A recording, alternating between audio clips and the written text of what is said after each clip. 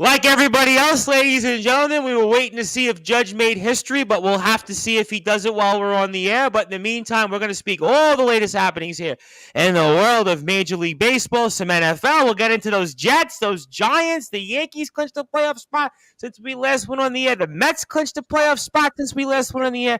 We've got at the end of our show our SJC, now New York Golden Eagles. The schedule has been released for both the men's and women's teams. We'll get into that with the Brute Force later on, but I am joined with the aforementioned Brute Force Brad Weiss, the legendary SJC New York Golden Eagle, Plainview JFK Boys, JV Coach, Level Up, Long Island Nets Brew Crew, Justin Gianelli of the Baseball Banter Show, Chris Pizzea of the Liftoff Jets and the Talking Rivals. So since I'm all 100% ready to go,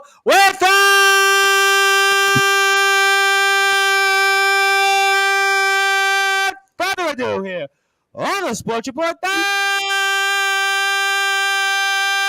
number one level sports show here on Sportzwire Radio. Gentlemen, happy Friday, and hope you got a jacket out there. Yeah, sure. We got a jacket, that's for sure. It's fall. It's time to get cold weather because we're in football season. We're getting ready for postseason baseball too. And I'm the idiot that's still in shorts and a T-shirt. But, hey, I've got another at least month with that. But be that as it may, there's a lot to get into here in the world of sports. Originally, I was going to go with the Boston Celtics story, but I think I'll go toward the end of the show with that because I want to get the NFL in. I want to get to a lot of baseball, and especially the news that is dominating everybody here in the world. And James Marshall, of course, who's my guest tomorrow night, the reigning defending interstate openweight champion from Wrestling Championship Entertainment, which you can follow on Facebook at WCE Heat and WCEHeat.com, and Wrestling Championship Entertainment on YouTube, says it's cold as hell here in Wisconsin. Yeah, what's the temperature in Wisconsin? That'll be my first point, but obviously maybe we'll even get into the Brewers for all we know, but Aaron Judge is trying to make history, and certainly he's trying. Maybe he'll get one more at bat. We think we will, and let's go with Chris Pizzea here. And Chris, obviously, you cover the Yankees for us on Sportswire Radio with the Talking Rivals show. And what's your impressions here of Mr. Judge? And certainly looks like no pressure there for him. And we're also in a 4-4 game as we speak. Excuse me. Yeah. Last night it looked like he was going to hit it for the walk-off, but he just missed it. But tonight he struck out a couple of times. He walked once. So he's probably not going to get it tonight. They're going to be going into they're in the bottom of the eighth now. So maybe he gets one more at bat in the ninth inning. But listen, I think it's for the better because it's on Apple TV tonight. And I had to spend about 30 minutes putting it together because I had my brother come here to watch the game. And luckily I figured it out on Xbox and I was able to download the app and watch it, which normally I watch. And Apple TV's got the worst announcers in the world. They are just atrocious. They're not good at all. I don't know why. Hunter Pence, I think, is on the call. I think for the analyst, and I think Heidi Watney is doing some. What do you call it? Yeah, and Katie Nolan's up there too, and they're just awful. But actually, I think it's working out that Judge is not going to get it tonight, so they don't get that chance to call it.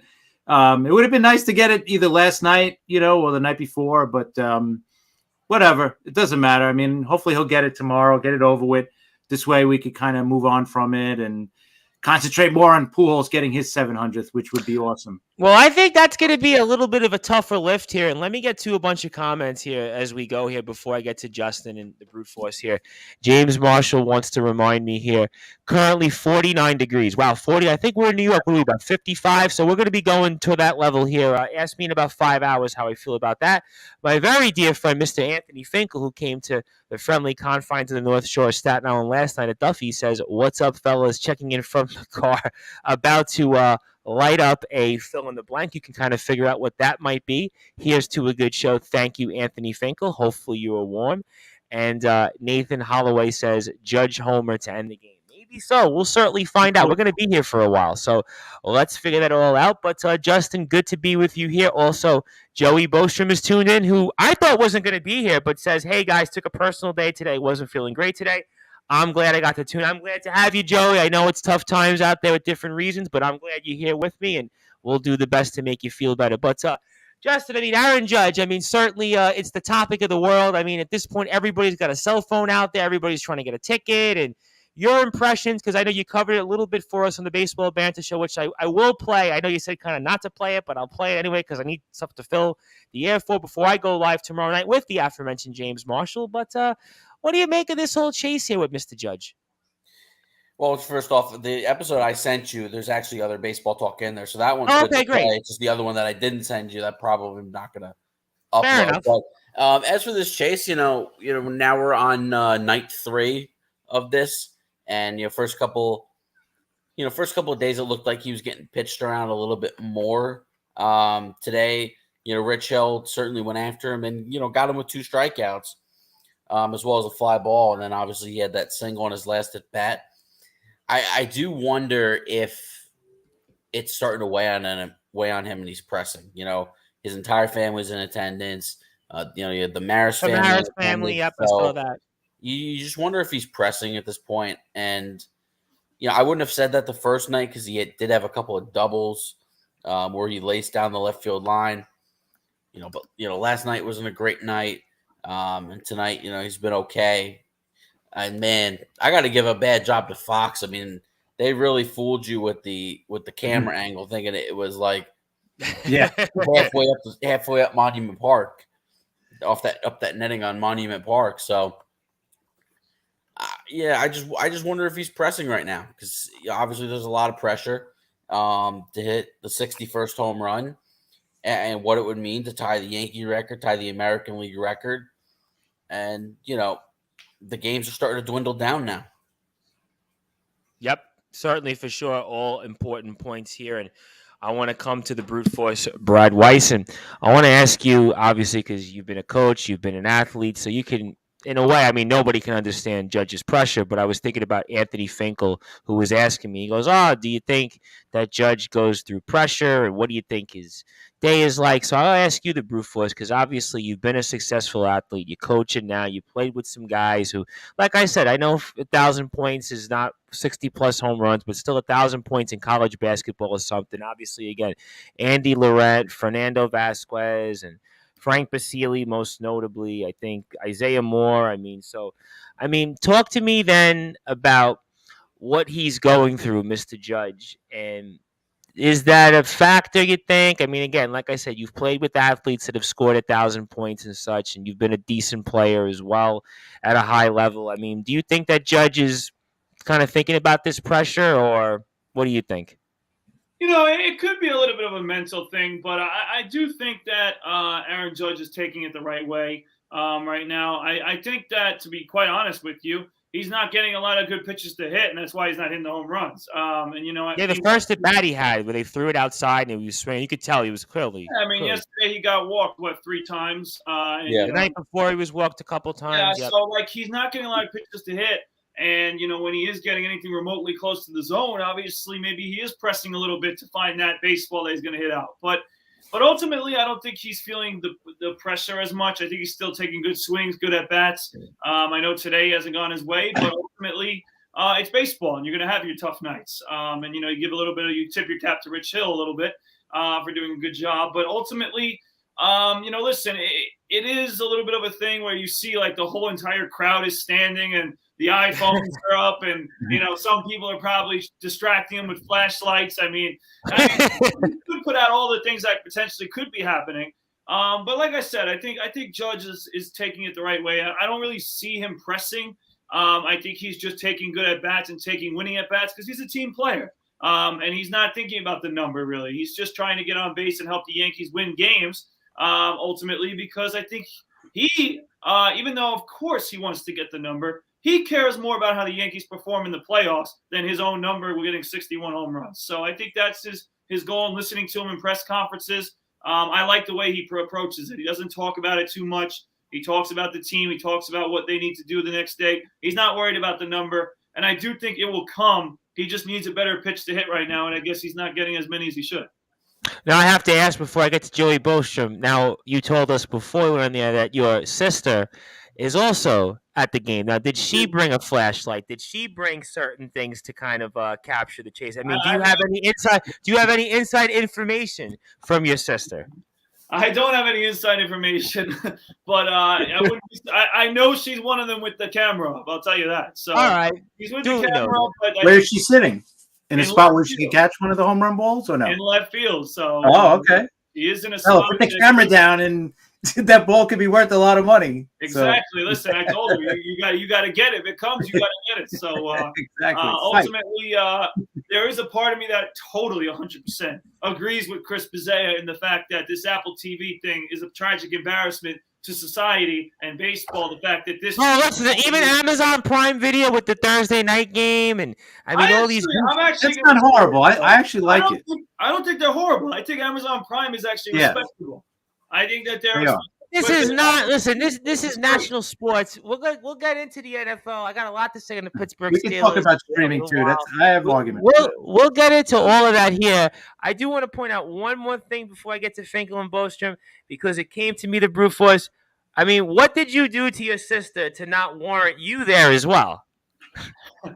Well, she is there with a friend of hers, so okay. I'm not exactly going to interfere with that, but fair point. Fair point. I will say also that I have a busy schedule these days. It's only getting busier, so I was running around, so I wouldn't have been able to go anyway. But I trust her and her friend to get the job done and get that baseball if it comes anywhere close. So don't get me wrong, but at the same time, I'm not opposed to Chris, because I don't think anyone wants to go back to the history books and hear these people with the call of this home run. All right, fair enough here. Let me get to a bunch of comments. First, I'll go with Rob Maraska, who is on assignment. We wish him well. He'll be back with us at some point, maybe next week or the following week. And he's no Apple TV fan because, well, he's like a little bit older than the rest of us. So he's definitely not going to be an Apple TV fan. He probably goes back to the days of like UHF when it was only like Channel 2 and Channel 5 and Channel 4. So, he's definitely not going to be a fan of Apple TV. But we do wish that Mr. Maraska is well. We know that he'll be tuned in for sure when we talk about the Mets. Joey Bostrom says, Judge got pitched around a lot last night. I definitely think the pressure might be getting to him, and Fox sucks. Yeah, I mean, listen, it's a fair point. Anthony Finkel goes on because he was talking about this yesterday. Barry Bonds was recruiting Judge to the Giants today. I don't know how much about that's true or how much is that to be. He did say it, but Yeah, I mean, I don't know. I mean, but we'll talk all about that here in a Can I little bring while. up a quick point about the Apple TV real quick? Absolutely, because everybody's talking about it. It's all over All Twitter. right, so real quick, I think the problem with Apple TV, with Fox Sports sucking too for baseball, there's no national guy anymore, right? Since Joe Buck left. Everybody hated Joe Buck anyway, but since he left, there's no national guy. Like, who's the national? There's no Bob Costas. Right. There's no. To be honest, though, I'm surprised Joe Davis wasn't doing the game. Now, obviously, Joe Davis is the new number one announcer for Fox, and he's going to be calling the World Series. But I'm surprised it was Adam Amin last night, and it wasn't Joe Davis, because John Smoltz was there. Right. It made no sense. Did the Dodgers request him for the rest of the season? Is that what that is? Well, they were home against Arizona last night. He was doing the game. All right, he was doing Dodgers Diamondbacks last night in Los Angeles, but and then obviously he's working Fox NFL Sunday as well. It's a packed schedule. Baseball's kind of in between Joe Buck and now this guy.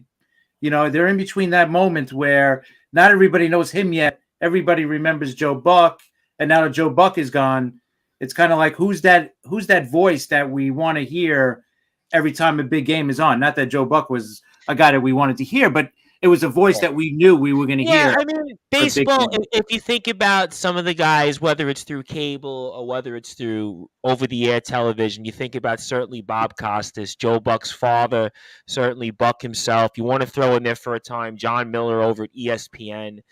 If you want to throw in there, I guess, at the moment, Joe Davis, but to you guys' point, which I kind of agree, I still don't consider him yet for the role. I would like to throw in there Brian Anderson. I think he does a very good job. I know he's with Turner, though, and unfortunately, they wouldn't have. He's the lead guy for Turner. Yeah, he's he's the Brewers guy as well. I think he would be a fine addition, but again, it's up to these packages here. Let me get to a bunch of different comments. Joey Bostrom says, Justin Gianelli agreed, thought Joe Davis would be doing the game last night. I want to give a shout out to John Gonzalez of the Sports Authorities Group, who, by the way, has messaged me when we get to the NFL in a little while that he has given me all his picks. So John is ready to go. And, of course, the Sports Authorities Group, please give them a like on Facebook at the Sports Authorities. Says, breaking news, James Dolan is putting the Knicks on Wish TV. I thought for a minute he was going to say, what's that channel? It's My TV, I think now. That's the free over-the-air service where you get, like, all those, like, old movies and old, like, TV shows.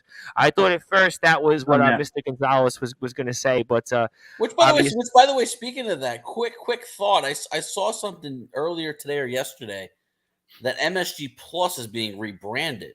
I just thought of that because Dolan and MSG. I think it's going to be like MSG Sportsnet or something now. I don't know, but I just thought of that because I saw the name Knicks Dolan. TV, all Knicks, all the time. Ugh. Yeah. Right. Worst channel created. You know, maybe they should put the Pittsburgh Steelers on that channel too. Well, we're going to get to the Pittsburgh Steelers, buddy. We're going to definitely get to the Pittsburgh Steelers because I actually have some things to say on them. I also want to bring in, of course, Carlos Arturo Chavez II. He says Apple paid for the content, not the broadcasters. Okay, so on that point, That is true. then if they paid for the content, then what about the broadcast? I mean, I was reading, was it the New York Post? I think it was either the Post or the Daily News that was saying that Michael Kay, the Yankees, were trying to get to work this game. With a game with this magnitude, I'll go to Justin because Justin's locked in. He knows all this stuff. I mean, wouldn't you think, Justin, then, that because of the magnitude there with Judge, you'd want, let's say, a Michael Kay, kind of like what Peacock does and lets the national local guys call it on their channel when they do their games Sunday mornings? I mean, wouldn't it have made sense? That's not totally true. Right, Jason Benetti's the play-by-play guy, but they do have color commentators usually from each team. I'm not a fan of it. The only reason why is, look, Apple paid for the exclusive content of baseball this year, and you gotta let it naturally happen. Unfortunately, and we not a big fan of Steven Nelson. I don't think he's all that great. And I'm not sure who's calling the Dodger Cardinal game because that's on Apple TV as well tonight. But I would hate for him to just budge in. I know he's the Yankee guy, but it's still on Yankee radio, and you're still gonna hear, no matter what, you're gonna hear John Sterling's call. Now, obviously, it looks like it's not gonna happen tonight because they just took the lead in the 8th inning, and now it might be assured that he's not getting another at bat. But tomorrow's game's on Yes, but then you have Sunday Night Baseball. They're on ESPN Sunday. So I mean, at least you'll get a Yankee perspective because of David Cohn on the broadcast. But it's going to be Carl Ravage. It won't be Michael Kay. Oh, and Carl Ravage, we know, has always been kind of like the Boston Red Sox guy almost. So that'll be interesting. So Michael Kay is doing the K-Rod thing. Sunday. All right, so you're getting something there. All right, so let me get to a bunch of different funny comments here. Anthony Finkel says Hulu's rebranded to Hulu +++. I could really care less if that's the case. I mean, I haven't watched Hulu, so if you tell me that, I'll go with you on that. John Gonzalez says now you can order Julius Randle merchandise on Wish and watch him play, and certainly that might be the case. And before I get to Carlos Arturo Chavez, I do have it from the crack staff that September the 26th, which is coming up here right around the corner, that we will see MSG Plus become MSG Sportsnet, and basically we will see the first day there between the Islanders and Rangers, kind of christening that channel, and basically we will see MSG Sportsnet deliver Islanders games, Devils games. We'll also get boxing, horse racing, tennis, lacrosse, high school football, other content. Basically means nothing that nobody will really watch with the exception of Devils and Islanders games and with rerun content. So that's that news there. Thank you, Justin, for that. Before I get to the brute force, I have from Carlos, broadcasters have contracts that can't always go to other outlets. Yeah, I kind of think that makes sense. Basically, maybe the Joe Davis is the reason why. Apple should pay Yes and SNY broadcasters. Well, I mean, how many games have they really had Yankees and Mets? I know we've talked about this in the past. It's not been that many. I mean, so it hasn't been too bad of an issue, but obviously on a day like tonight, But to be fair, listen to Brute Force. At the end of the day, I mean, it's Red Sox, Yankees, and if you're Apple, you have to have marquee matchups. This was that. But, I mean, let's come back to the on the field with the Yankees. Yankees have clinched a playoff spot, and I kind of feel like the Yankees over the last couple of weeks have turned the corner a little bit. Maybe it's the schedule. Maybe guys have gotten back. Maybe that's it. But I do feel like now that the Yankees have kind of turned the corner where it was about a month or so ago, this team was pretty much kind of like right now the stock market at the moment. Yeah, I mean, when we were talking a couple weeks ago, we were worried about the Yankees winning this division or not. I think we've kind of came back to solidifying that they will. I know it's not over and done with, okay, but I think that it's pretty solid that they're going to win the division. So I think that's the better feeling when it comes to the Yankees. Some guys have came around a little bit. Obviously they had some returns. And one of them who I actually think is doing a good job right now is the guy that famously John Gonzalez did not like, and that's Harrison Bader. Yep. I think he's kind of played well for the Yankees. The returns of Stanton, obviously, and Rizzo. These guys have came back and provided an impact. And, the rest of the lineup, like Gleyber's hit 2 home runs in 1 inning a few nights ago. They're starting to come around a little bit. And if it's more than just Aaron Judge, then this team can be a threat in the playoffs. Good to see some of those guys waking up. The pitching hasn't been too bad overall for the Yankees. So I think they're playing solid baseball right now. But it's solid baseball enough to when they play the Houston Astros. It's solid baseball enough when they even play some of these teams who are in the wild card playing well. I mean, you can't say that Toronto has been playing better recently, and Tampa's still a threat. There's a lot of teams that the Yankees are going to have to play great baseball against in the playoffs to win. And right now, I think they're just solid. They're just kind of hanging on and showing us a little bit of signs of who they really were, but they still got a long way to go. I think for the Yankees, it's just all about putting the pieces together. Hopefully the team is clicking at the right time when they're going into the playoffs. And I think there's signs of it, but there needs to be more. I think Seattle honestly scares me the most out of the wild card, to be honest. If you're looking at Tampa, Toronto, and Seattle, I think Seattle, to me, presents the biggest threat out of the wild card bunch. Yeah. Because of the pitching. Julio Rodriguez. Yeah, I mean, Robin Ray, who won the Cy Young last year, is basically their third starter, and he's okay. I mean, they got good pitching. They have a good bullpen.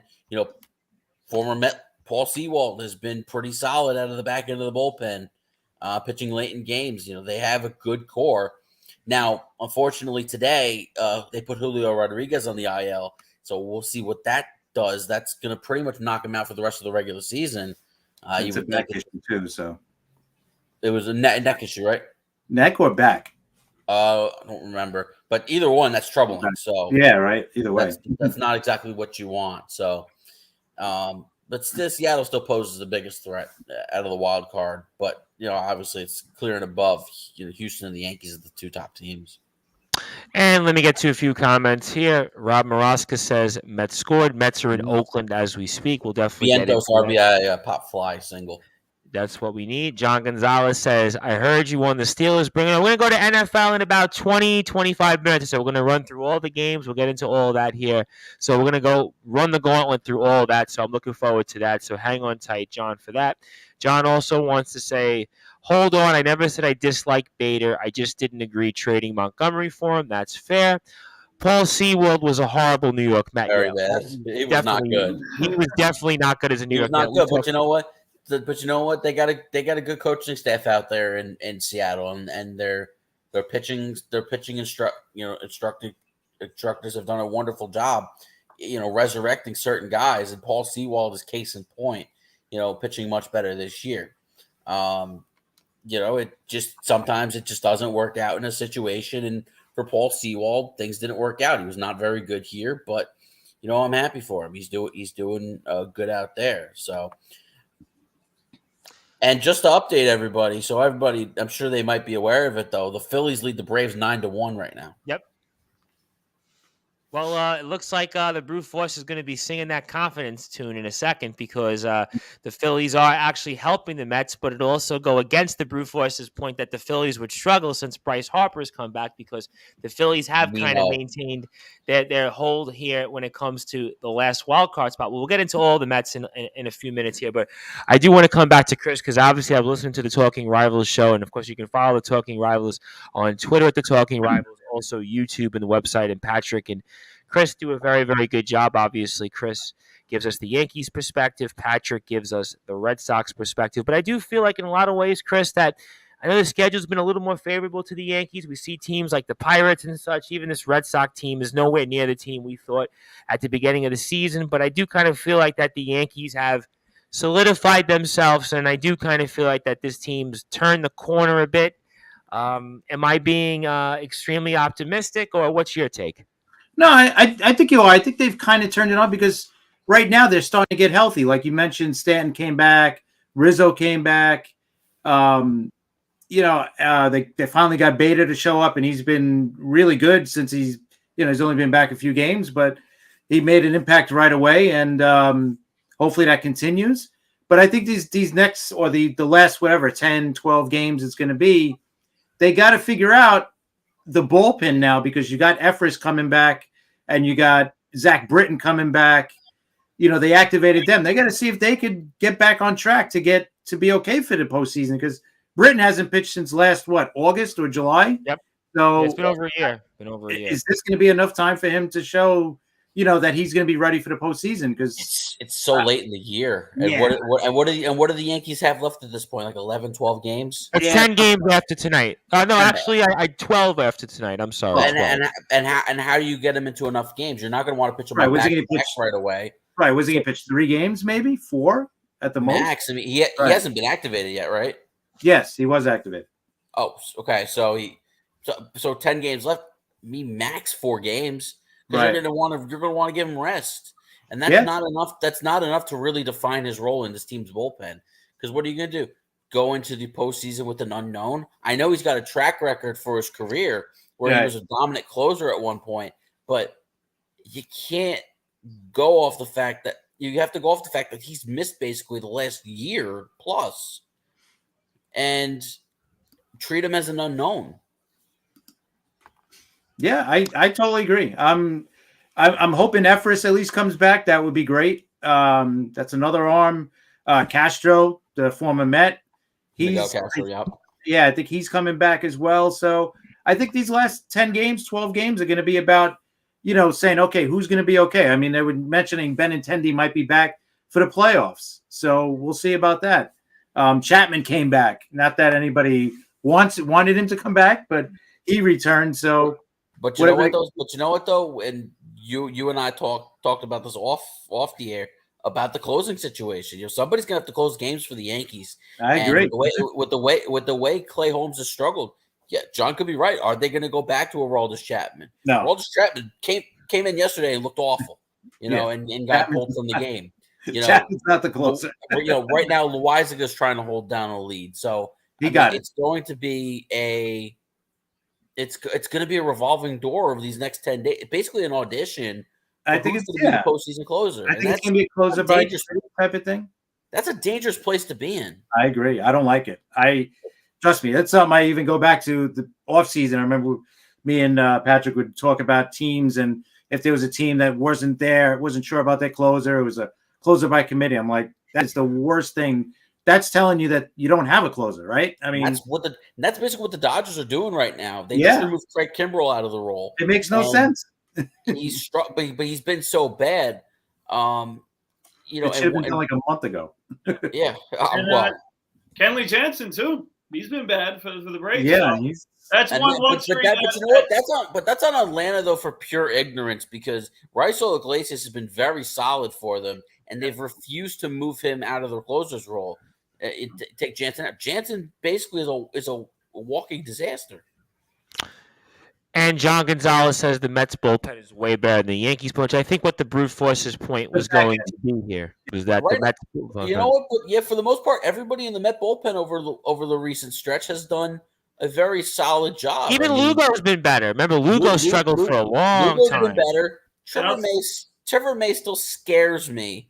Ottavino's been really good all year. He had that one stretch, I think it was in like early June, where we're kind of like, we can't use him anymore. But since that moment, I mean, he's been maybe a second best reliever in the pen.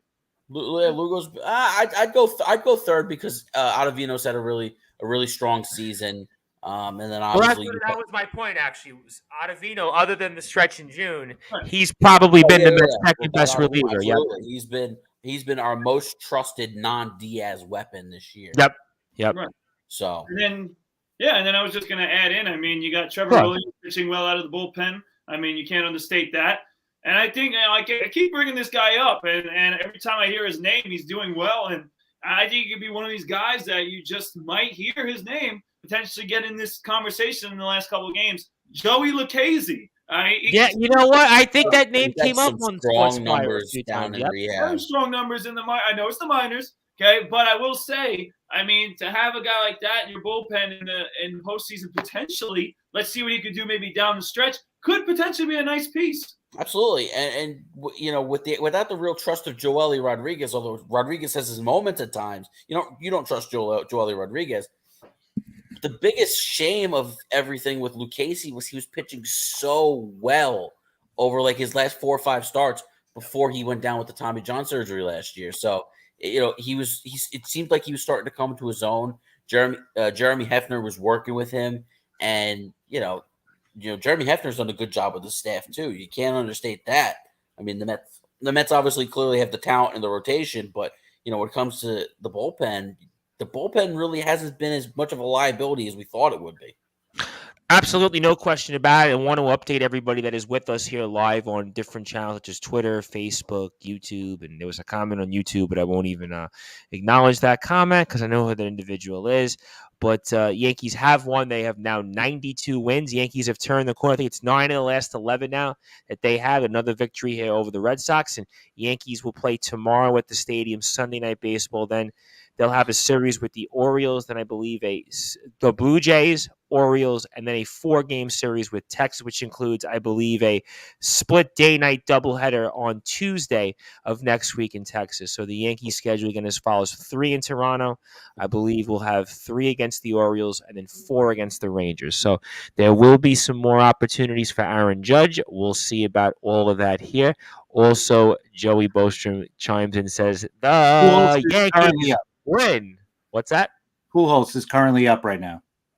All right, so that's a great topic then. It's a great topic of discussion because that was my next point here as we got another 15 or so minutes till we riff back into baseball. And Albert Pujols, another guy here who's been stuck for a little while longer on 698 home runs, and it looks like he's going to get as many at-bats as he can as well. I mean, he is getting on base. He's still hitting out there, and I want to come to the brute force Brad Weiss on this because, again, going back to the pressure, the brute force, and I mean, what do you make of this Albert Pujols situation? Is it a different type of pressure than an Aaron Judge? I mean, Aaron Judge is obviously going for something that you heard even during the game. Well, is it the official record? We know it's the American League record, but Pujols certainly is competing for some rarefied air, and his team, I guess, is kind of still playing for something as well. I mean, so how would you compare then the brute force Brad Weiss, the pressure of, let's say, an Aaron Judge is going through versus, let's say, an Albert Pujols?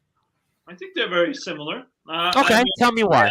I think, listen, they're both, things that obviously are getting the attention of many fans. I know that obviously, in my opinion, I think Judge's record is more significant than Pujols's. I agree with you. I agree. At the same time, Pujols is feeling pressure just like, Pujols, the same thing's happening. Everybody's standing up. The cameras are up. The flashlight. It's the same effect, right? It's just, one guy's going for 61 and one guy's going for 700.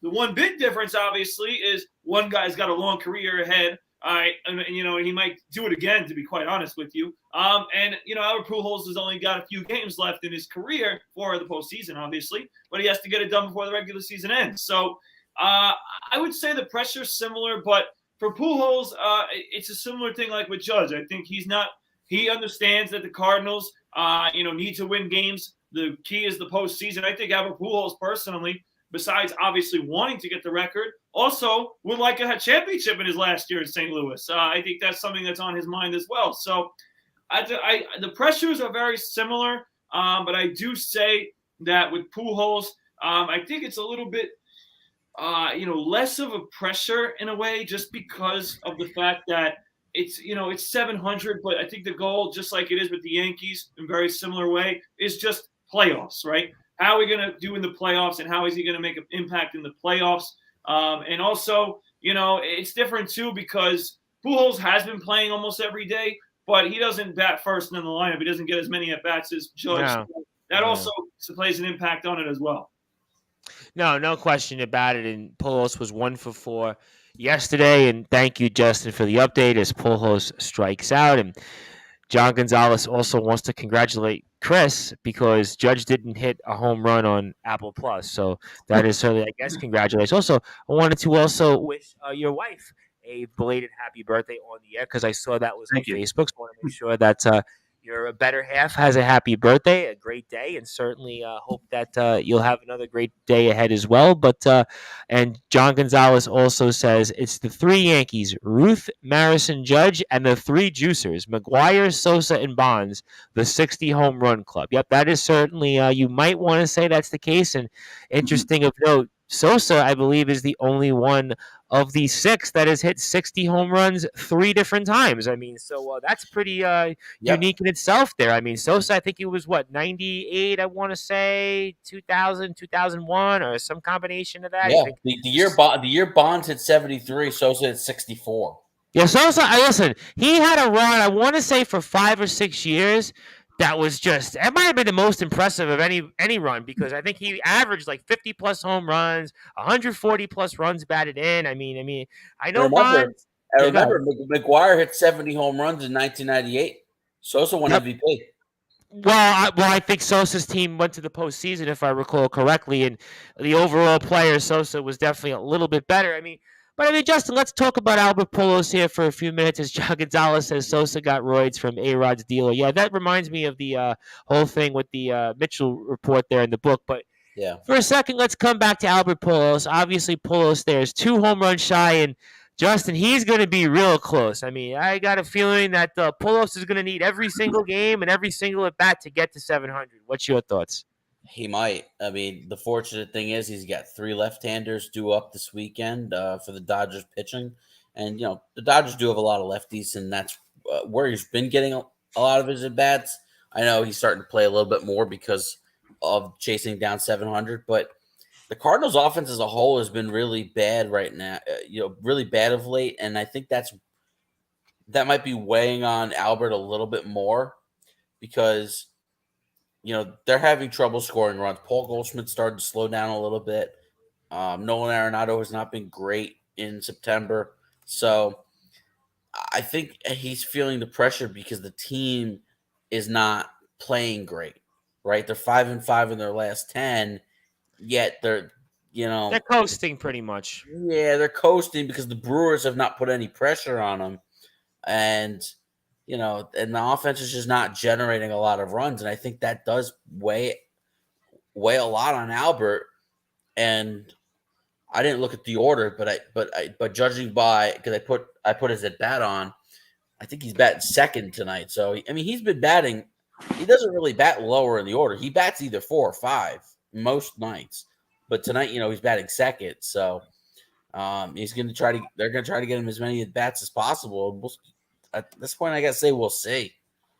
I don't think it's as cut and dry as Aaron Judge. Yeah, I feel like Judge is gonna get it. I feel like Judge is still in his zone and such. But with Pujols, I just don't know. And I believe Pujols will definitely get it. Some pitcher will groove him one. John, I'm in agreement with you. I think that if it comes to it, we're gonna see some definitely wiffle ball like shenanigans. But Chris, obviously Pujols still. I think it's a slightly different milestone than Judge. I'm with the brute force Brad Weiss in an extent here, but what do you make of it? I did get to see some of Pujols' at bats against the Padres here, and I do kind of feel like that he's going through the motions a little bit. He's starting to show that he's 42 years old. We had a couple hits in the series, but you could tell he's going to be needing every at bat I think possible to get to 700. Yeah, he may need a little bit of help to get the 700. Maybe the last week of the year, the season, the last series, maybe they throw a couple up there. I hope they do. I hope he gets it. I'd rather see him get it on his own, but it would be nice for him to get to 700. It's weird because in one way, I think the Pujols one is more impressive, right? Because 700, we're not going to see. You were talking about this off the air. Who's really going to get to 700? I don't think anybody playing. I don't think anybody playing right now is going to get it. I think the closest we'll see is Trout getting to 500. I think that's Right. I think Trout will get to 500. don't know if we're gonna see I think Stanton would get to 500 as well. I think Stanton can get to 500. If these guys could, continue to do what they do, and you got to remember too, a lot of the guys that are playing now, a couple of years ago, they lost 100 games with the COVID season too. Yep. Add that to Trout missing 20, 30, 40 games a year for the last couple of seasons. So it's hard, Bryce Harper's missed games too. If these guys played a full season with no injuries, they maybe would have a shot. But here's a good example because he was just batting right now. Pete Alonso. Pete Alonso's in his 4th year in the big leagues. Yet year number 2, you're right. He lost 100 games because of the pandemic, and he had 16 home runs. Whereas his rookie year he had 53. Last year he had 37. This year he's got 37. So he's clearly a candidate for 35 to 40 every single year. But, in his second year, when he's 25 years old, he loses 100 games. And how old is he now? 27? He is 28. He's 28. All right. No, he is 27. I'm sorry. Yes, he is 27. Right. So 28 this year, though. So if he averages 35 home runs a season for the next 10 years, that's 350. And what does he have? Currently, he's got 143. That's a lot to ask somebody for the next 10 years to average just 35. Forget about 40 or 45. And you're still short. So that just shows you what it's got to be somebody who comes up very young and is just consistent 35, 40 every single season. That's why Mike Trout's probably the best example. Because yes, I know he slowed down a little bit with the injuries, but he's a 346 career home runs, 6,100 at bats. I mean, I think he's 31 years old. And then some of the other leaders here, Nelson Cruz has got 459. I think maybe he's 900 years old. I know, but he might get to 500. At least 500. He's got an outside shot, and certainly Stanton 375. I mean, I think he's certainly a contender for 500 for sure. Miguel Cabrera's got 506. You talk about guys who are hanging on.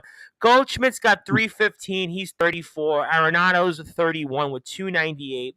Freddie Freeman 32, 291. Harper 284 with 29. I mean, Harper maybe an outside shot. I mean, for something maybe. I mean, the brute force will tell us no. The brute force Brown Wise will tell us no. But to be fair, he's got 284 lifetime home runs. Let me get to a bunch of comments here before I move back on here.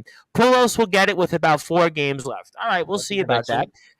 Stanton, Trout, and Judge 500 homers. Yeah, I think that would be a safe bet, especially. Yeah, that makes sense. John Gonzalez says, I believe Hank Aaron never hit 50 in a season. I don't think he hit 40. No, he hit 40. No, he definitely. Hank Aaron definitely hit 40 a bunch of times. Yeah, he definitely hit 40. I don't think he hit 40 many times though. You can double check. And this is maybe the best one that John Gonzalez has had all year. Nelson Cruz is older than Rob Morosky. Yeah, probably. I mean, Bobby Tats might be older than Rob Morosky, but hey, that may not be saying much here. But also wanted to point out what's also unique about Aaron Judge before we move on to the Mets for a few minutes is that Aaron Judge right now could also win the Triple Crown. I mean, think about that for a second. Aaron Judge could also, to many, could have the single-season home run record. He'll certainly have the American League record no matter what. And on top of that, could win a Triple Crown. I mean, this might be the most impressive offensive season maybe we've ever seen, guys. Think about that for a second. He's got 128 runs batted in. He's hitting 316 going into today. I mean, he's got 60 home runs. I mean, this is unbelievable. And Rob Morosky says, good one, John. So Rob Morosky was listening. I guess he was amused. Maybe he wasn't amused. But I'll still say that only Bobby Tats is older than Rob Morosky because Bobby Tats, God bless him, was on the Pinstripe Chronicle show. And they were going through, like, some of the other teams. And, like, he didn't know, like, some of the players in the other teams. Like, whoa, okay, well, certainly, you want to go do a podcast, you better be informed. But Judge is a 5-tool player. Yeah, he's definitely a 5-tool player. But let's come to the New York Mets for a few minutes because I do want to get into the NFL because I got a lot to say on the NFL. But the Brute Force Brad Weiss, I mean, speaking of teams that seem like, I guess you could say that the teams have turned around the corner, it is the Mets. Mets here have gotten some help as well. Braves have struggled a little bit finally, and Mets take 2 out of 3 in Milwaukee. Mets sweep the Pirates. Last week we were kind of like, I don't know. And the brute force. How you feeling? Well, I see it, so you can tell why you feel the way you feel right now about the Amazons. Oh, man, of course I feel confident. I mean, listen, I always feel confident, but I do feel very confident in these New York Mets right now, and I think we already talked about a lot of reasons why. First of all, yeah, I know we've been, lamenting the Atlanta Braves coming back and taking the division lead for a day, a half game, and all that. But, listen, when the Mets had their little rough stretch, against the Cubs, against the Nationals, they bent a little bit, but they never have breaking all season long. They haven't broken. They continue to find ways, right, to even when they have their rough games to come back and win a 4-game series against the Pirates, win a series in Milwaukee. Like, they always have came back and they've gotten the job done. And I just think, simply, I know what we were talking a few weeks ago about how, the Atlanta Braves are definitely the better team. So we were saying, I really still don't feel that way very confidently. I think the Mets have something to say about that. And I think one of the big reasons why I'm going to say that is because there's guys like Eduardo Escobar, for example, who have begun to hit. I think he's been the big key of this month. The Mets, been able to do what they've done. That's absolutely huge for him to be hitting. I got to give credit to Ernest Dove. Tomas Nido has been hitting. Luis Guillorme. I had Cormac Gordon, the legendary Staten Island advanced sports writer, and I asked him, I said, Cormac, Mets, what do you think will be the key for them going forward and why the team's played a little bit better offensively? You know what he told me? Another Ernest Dove guy, Luis Guillorme. No, it's actually really, big that Guillorme's back. Guillorme was a major loss when we lost him. I think that really hurt the team. But, now he's back, it kind of, solidifies that. I know right now we're still, ailing from Starling Marte not being on the roster. But, you see guys like Tyler Naquin still finding – I'm not even reading that. Naquin, all right, stepping up and getting at bats. You see – actually, I just saw. I'm so surprised to see that Darren Ruff got a hit today. So, oh my God, Darren Ruff of all people. He's been horrible, but he got a hit today. Part of that 3-run second inning. And James McCann has hit a little bit. So you see some signs, and you're going to get it from our top guys. Pete Alonso, Lindor. Canna's still been solid. McNeil. But if you could get it from these secondary guys, that's big time. Then you talk about the rotation. They've been great. You can't say anything bad about this rotation. I know you had a hiccup from David Peterson, but he's not. Carrasco on Tuesday's start wasn't memorable. No, but, listen, Scherzer, obviously, he comes back and throws a perfect game in 6 innings. DeGrom has continued to be DeGrom. I know he's had some bad innings and a few pitches, to let up those 3 runs. But he's been DeGrom for the most part. Carrasco has been Carrasco. He's been solid all season long. Walker, Bassett's pitching tonight, and he's been good. Yeah, Bassett's been good. I think Bassett's been solid. I agree with you on that. The rotation's been fine. And then we talked about it earlier, Tom Bryce. One of the most exciting parts about the Mets right now is actually the bullpen. If you're going to go into the postseason with bullpen pieces, that are actually pitching well, and you're excited and confident, let's use that word, Tom Bryce, confident in them, okay? That is very important, and you have multiple guys that you're confident in right now. Obviously, Edwin Diaz, which the point about everything we talked about, whether it's Jensen or Kimbrel or Chapman, all these teams are worried about their closing situations. The one thing we've always had to do with the Mets is worry about that, and we don't have to this year. I think that we are confident in Edwin Diaz. We are confident in Ottavino, and there's a lot of pieces in that bullpen. I know we got to maybe get Drew Smith back on. He's been not great, and he came back and he didn't do well, although I disagree with Buck Showalter putting him in that spot. But I will say he's a guy to look for going down the stretch. I talked about Lucchesi. We got McGill back in there, so that's going to be another guy to look for. So, but there is guys there, and I think that as a team, right, you're not seeing as many weaknesses as we saw, earlier in the season. You're starting to see a lot of positives throughout the entire group, and I think that that's what makes me confident about, all right, the Mets. And what's not making me confident about the Braves is certain areas like Jansen, right, like losing out Ozzie Albies again. There's a lot of things that are not going well for the Braves right now. They're not playing their best baseball, and ultimately that's what makes me more confident as a Met fan. And let me get to a comment. Thank you, Justin, for letting us know that the Philadelphia Phillies have defeated the Atlanta Braves 9-1. Also, Joey Bostrom has a good one. So, who's the MVP, Judge or Ohtani? I got to go with Judge because, I mean, for me, I always go the old adage of how's his team doing, and I think if he gets the Triple Crown, I think to me might be more impressive in a way because, I mean, we saw Miguel Cabrera do it a few years back, but I mean, the Triple Crown is just very few people do that. To me, that is such an impressive stat. So I got to go with Judge. I know some people are going to disagree with me on that, but very quickly for you guys, just a quick shotgun on it. Who would be your American League MVP? Judge. To me, it's simple, right? With Judge, I should say, without Judge, the Yankees are barely a wild card team this year. Yeah, 78 was what you said in the show. 78 wins. That what the Yankees would have without Aaron Judge. His statistics. I think it was in your show you mentioned statistically the Yankees would have had 10 fewer wins practically. So, and then look at the Angels with or without Ohtani. They're not a playoff team. They're 20 games below 500 with Ohtani having this amazing, and he's having an amazing season. Yeah, he's probably congratulate him. He recorded his 200th strikeout tonight. Right. And he's probably, you know what? Here's a good way to say it. Ohtani is the best player in baseball right now. Yes. But he's not the most valuable player. Right. No, Judge is the most valuable player. Yeah. How's that? Judge's season is too otherworldly. Right. I think if Judge's batting average was lower and it wasn't close to competing for the Triple Crown, I think Ohtani actually would probably end up winning it. But the fact that he's leading in batting average and he's got he's got RBIs and home runs locked. Like the fact that he's going for the Triple Crown, I think it should be close to unanimous. That Judge. Yeah, I'm in full agreement with that. Let me read off a few more comments before we move on here for a few more thoughts on the Mets and then come to football. Of course, the Brute has confidence. I believe he graduated from the same high school as James Dolan. Did he graduate from Plainview, the Brute Force, or did he graduate from somewhere in Syosset? He's from Massapequa. That's where supposedly he's from. But listen, John Gonzalez is just trying to deflect. He's trying to make me forget about the Steelers. What comment? I want to get a couple quick thoughts on the Mets. You're trying to make me think about the Knicks, but we're going to talk about We're going to spend a lot of time on football because I want to run through the games. Anthony Finkel says, thinking about it, those wings were slapping. He really liked the wings last night, but there was not really many babes there, and Anthony Finkel has his own babes. So, I mean, from my end, I didn't really see any babes at Duffy's. It was kind of weird because it was 9 o'clock, and it was they were getting ready. It was you could tell it was they're ready to close the place. I think we were out of there by just about halftime. There?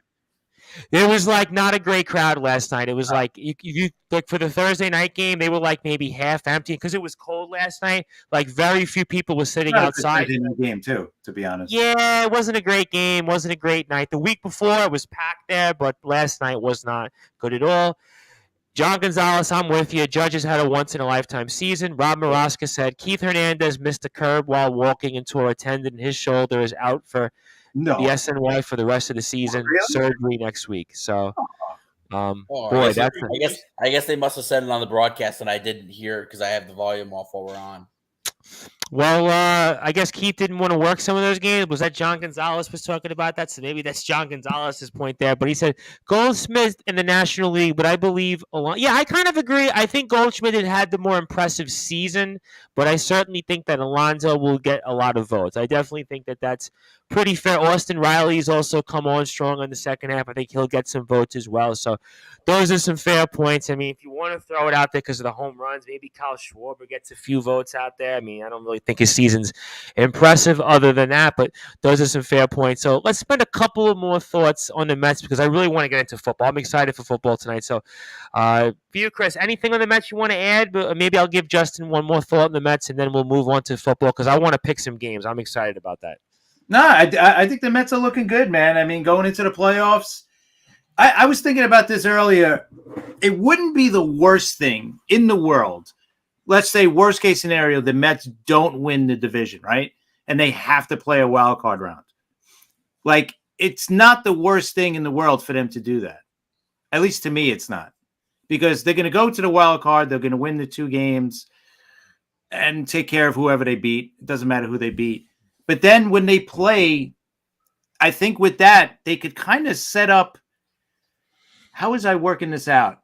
I was thinking about this earlier today. I'm like, you know what? It's not that bad if the Mets end up winning the wild card. Then you got to play the Dodgers. Then you got to play the Dodgers.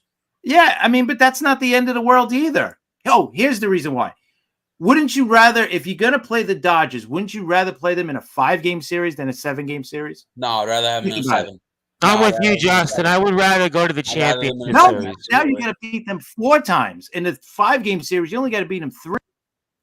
But if if I have success against, let's for argument's sake say St. Louis wins the wins the wild card round, right? And beats Philadelphia.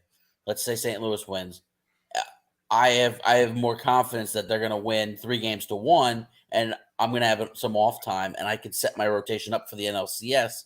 And then now 4 of my games are started by DeGrom and Scherzer. Yeah. So, but I look at it this way. You only have to beat them 3 times in a 5-game series. Yeah, I understand that, but you're coming off. They're coming off rest. You're coming off playing the wild card round. But I faced them in Los Angeles for those games, and it puts immense pressure on me to win at least one of those 2 games. Either way, you can beat them too.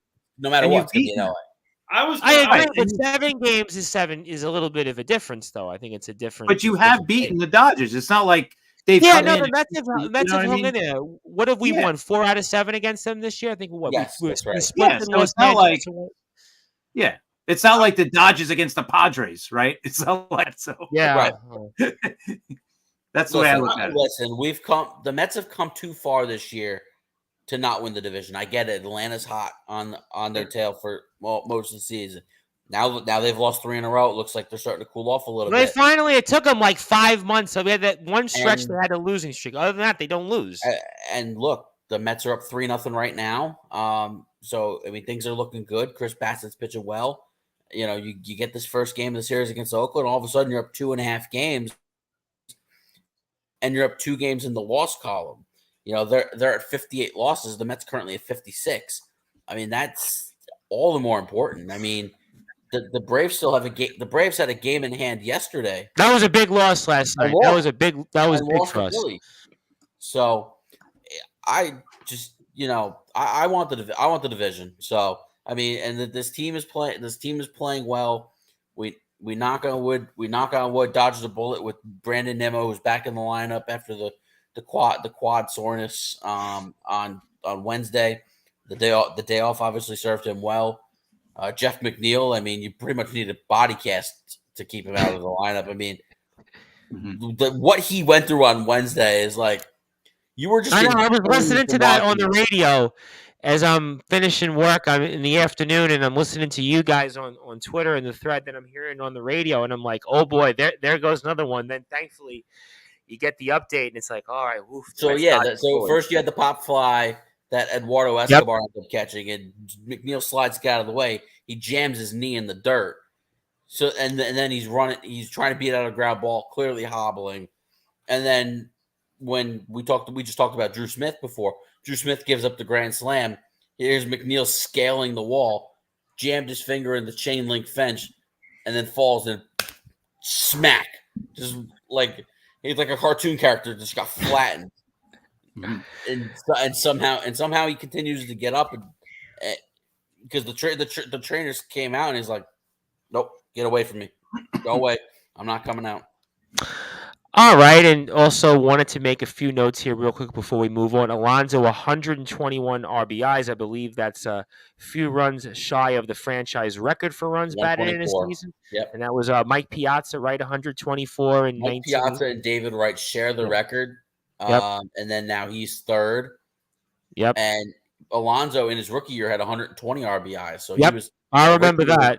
Tied with 1999 Robin Ventura at 120. Yep, he had 32 and 120. Piazza had 124, and I think Alfonso had 108, and I think Olerud himself had like 90-something. That was a very good lineup. And that 99 team was special. David Wright was what, 2008? Yeah, okay. That was Delgado, Beltran, Ray. That was a good lineup. That was a lineup right there. That was a good lineup. And but they didn't have pitching. They didn't. No. That era of Mets baseball did not have good pitching. No, we didn't have an ace. And that's Listen, why we didn't have an ace. You know, they were the best team in 06, but it's like, and you expected them to win, but it's like they didn't have great pitching. No, they didn't. Unfortunately, Glavine, obviously, a shell of his former self. Traxel, Maine. You had Mike Pelfrey and Perez. Yeah, Oliver Perez, and also at least this year you feel good about the pitch. And the reverse in 2015, like they had really good pitching. Oh, listen, the pitching. Other than Cespedes, you're like, about that Met lineup in 15. It's like it wasn't a great lineup. No, now it wasn't a great lineup. I feel like you have it all together, especially if guys like Escobar and Nito, especially if those guys are hitting. The lineup is.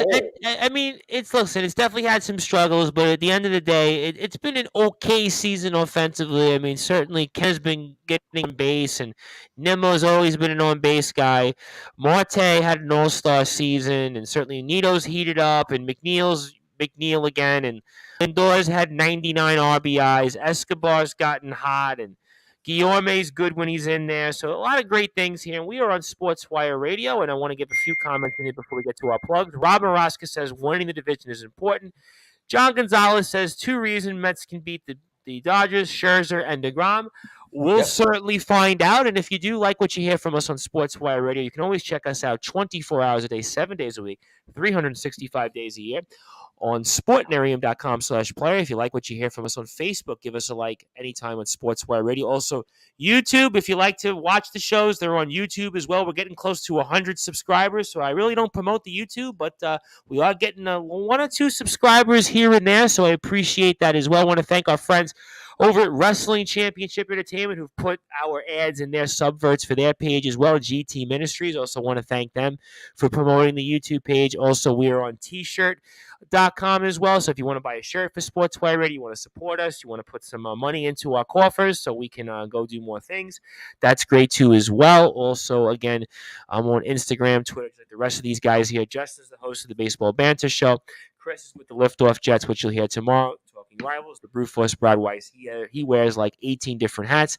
John Gonzalez says Murphy went crazy in 2015 in the second half. He sure did, for sure, but that lineup really wasn't that great. But you know what? I've got a lot of baseball talking. I'll come back at the end of the show, and I really want to get to some football. Now, I want to start with the Steelers, but I'm going to hold off on it because I want to bring up the New York Jets because I want to go on the high first, and we'll get to the Jets Bengals because this is, to me, a really, really intriguing matchup. So we're going to talk about the Jets, pick the game here as well, and I want to start off with the Brute Force, Brad Weiss, because I haven't heard him in a while. And, the Brute Force, I'm sure you're on a basketball court somewhere. I'm sure you were doing something in a gym, and you probably look up, and there's the picks, and you're probably thinking to yourself, it's another Jet loss. We got to talk about them 0-2, and let's talk about the season and where we are. It's another lost cause. And then the game ends, and the New York Jets win, and now we're playing the Cincinnati Bengals, who are actually in the Jets' shoes to where the Jets were last week.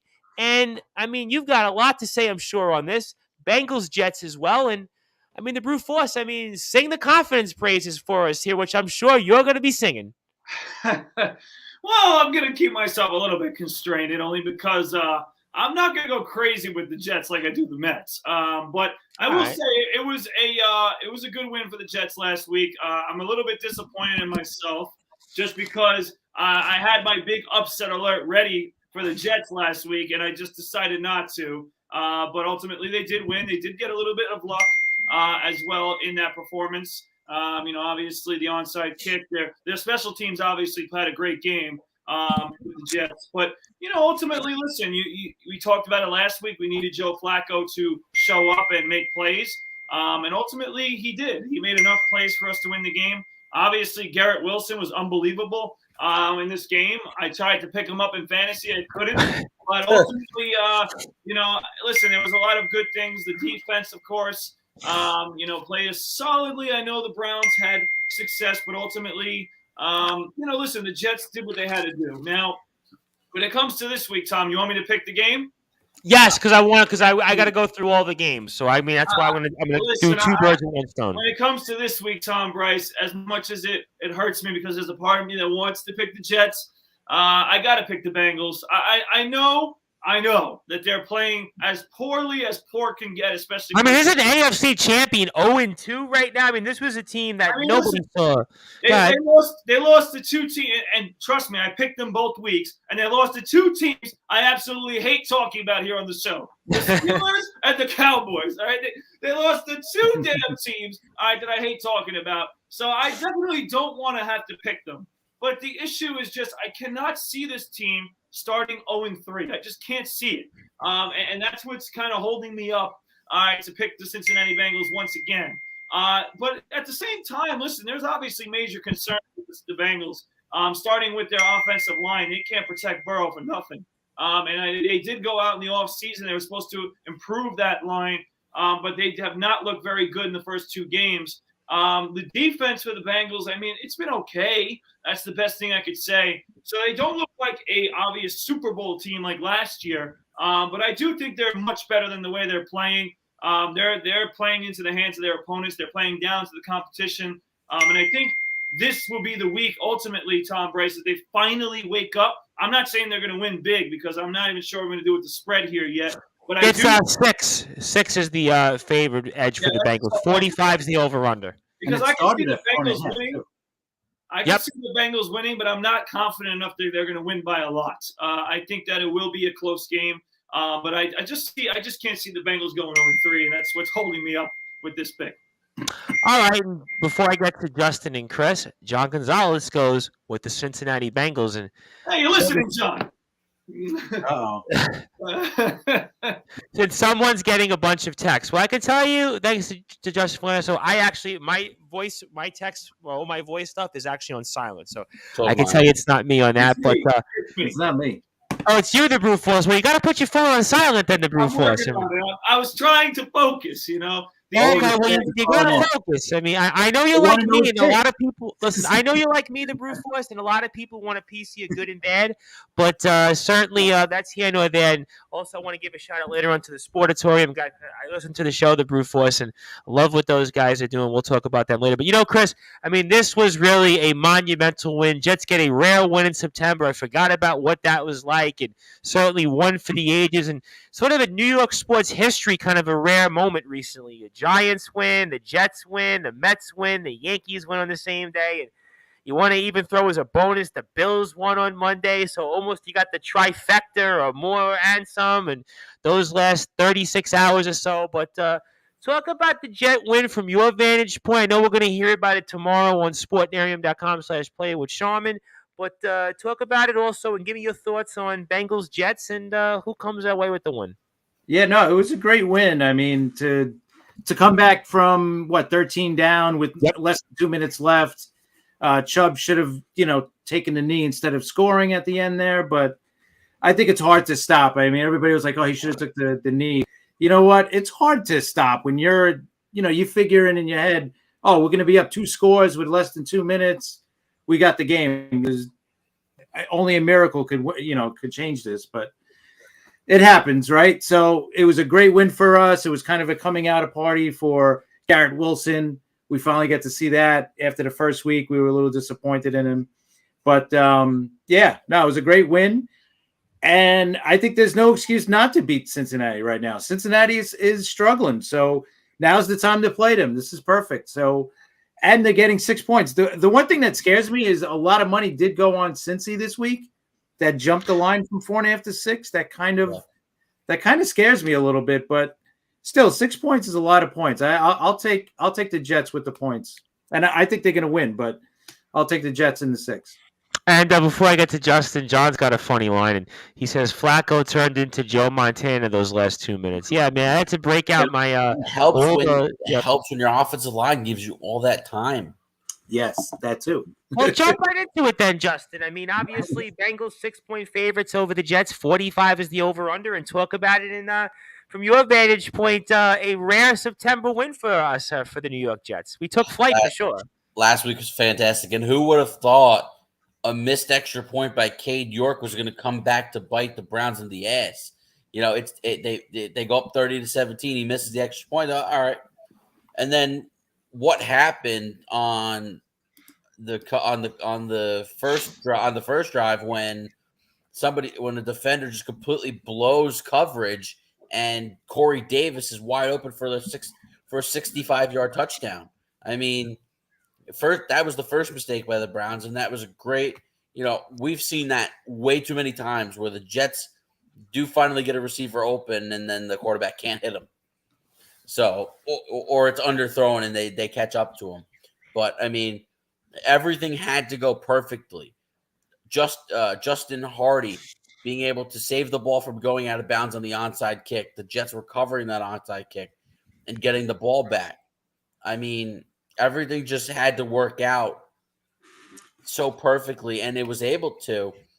And then you had that perfect throw over the seam to Garrett Wilson. I mean, it was just an incredible Sunday. I mean, to get that comeback win in a game where that's a game the Jets would lose. Oh, they lose it like 100 out of 100 times. Let's be honest. The Jets lose 100 out of 100 times. No, but I'm also saying like that's the type of brutal loss the Jets suffer. Blowing right, 100%. So, I mean, to win a game like that was just absolutely incredible. And now you go into this week with a very grand slam, Eduardo Escobar. Hey, there we go. Escobar again. His month of September made up for the first 5 months where he did very little. 19th home run of the year. 19 and 61 now. I mean, that's not too bad. But anyway, speaking of good vibes, I mean, Chris is right. This is as hard as it is to fathom a team as talented as the Bengals going 0-3. You really are catching them at the right time.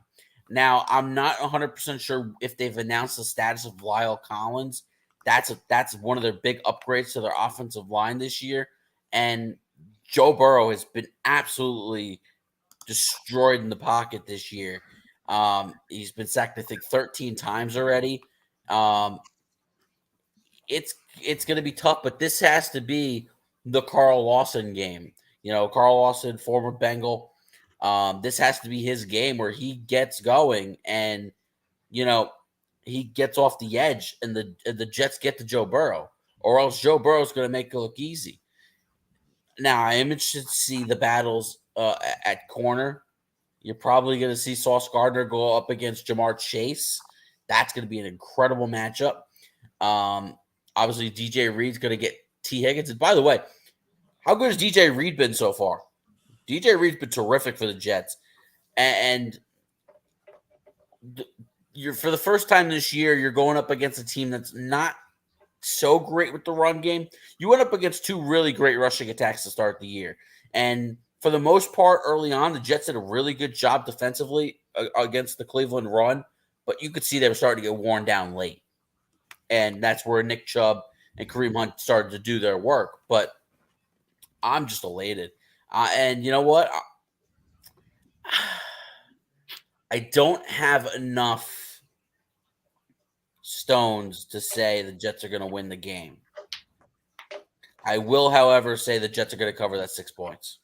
All right, that's fair. And before I get to a few other comments, I'm going to pick the New York Jets. You know what? Why not? Because something tells me here that the Cincinnati Bengals are on that Super Bowl loss hangover. There's a lot of teams that, if you go back in history, aside from the Bills and their record 4 Super Bowls in a row to go and lose, most of these teams, I remember the Giants in 2000 when they lost to the Ravens, had a hangover. There's a long laundry list. The Falcons, obviously, are one of the more notable examples. Recently, the Panthers. I mean, there's a lot of teams you can look back that have lost the Super Bowl, and it's tough to come back. I mean, the Raiders were an example after they lost to the Bucs. I mean, it's a long list of teams, and I kind of think that it could be the Bengals that could be one of those teams that fall by the wayside and 0-3 already. I mean, I know you got an extra week, but they could be in deep doo-doo. But I got a feeling the Jets are going to find a way. And Joey Bostrom says, great Jets win last week. Got to follow it up this week against Cincinnati. Amen to that. John says, I will say this, that the Jets have a good one in Garrett Wilson. John Gonzalez has got a funny one. And with Elijah Moore. This is my favorite, one of my favorite John Gonzalez ones here. Just for you, the Brew was. Damn, the A's are bad. The Brew Crew could beat him. Yeah, you know what? Maybe the Brew Crew could, but not this year though. The Brew Crew this year, not much to write home about. I mean, No. and Mike White. And I want to give a shout out to my very good friend who is going to be coming on to Sportswire, or somebody who he knows that is coming on to Sportswire Radio next week, who's a big pro wrestling star overseas. And he says, "Morning, dudes. Tom, are you ever offline, lad? Ask me when I'm dead and gone. I mean, ask me when I'm buried across the street, because across the street, as the brute force would know, I live across from a cemetery. So the microphone will probably still be on when I'm in the cemetery, dead and buried. But yes, there are times I'm offline. Go ahead, the brute force. Go ahead. Quick. Chris, I just want to confirm you're picking the Jets to win. Yes. Got it. All right. Well, we need to pick by point spread or just win and Oh, loss. these picks. I'm just saying who you think's going to win for this. All right, I'll still take the Jets. Which, by the way, I'm gonna have to take Brad up later on because he's got a win for me. $6.99. Oh, he did it. Did he? Yep. A nice shot too. Well, I'll tell you what.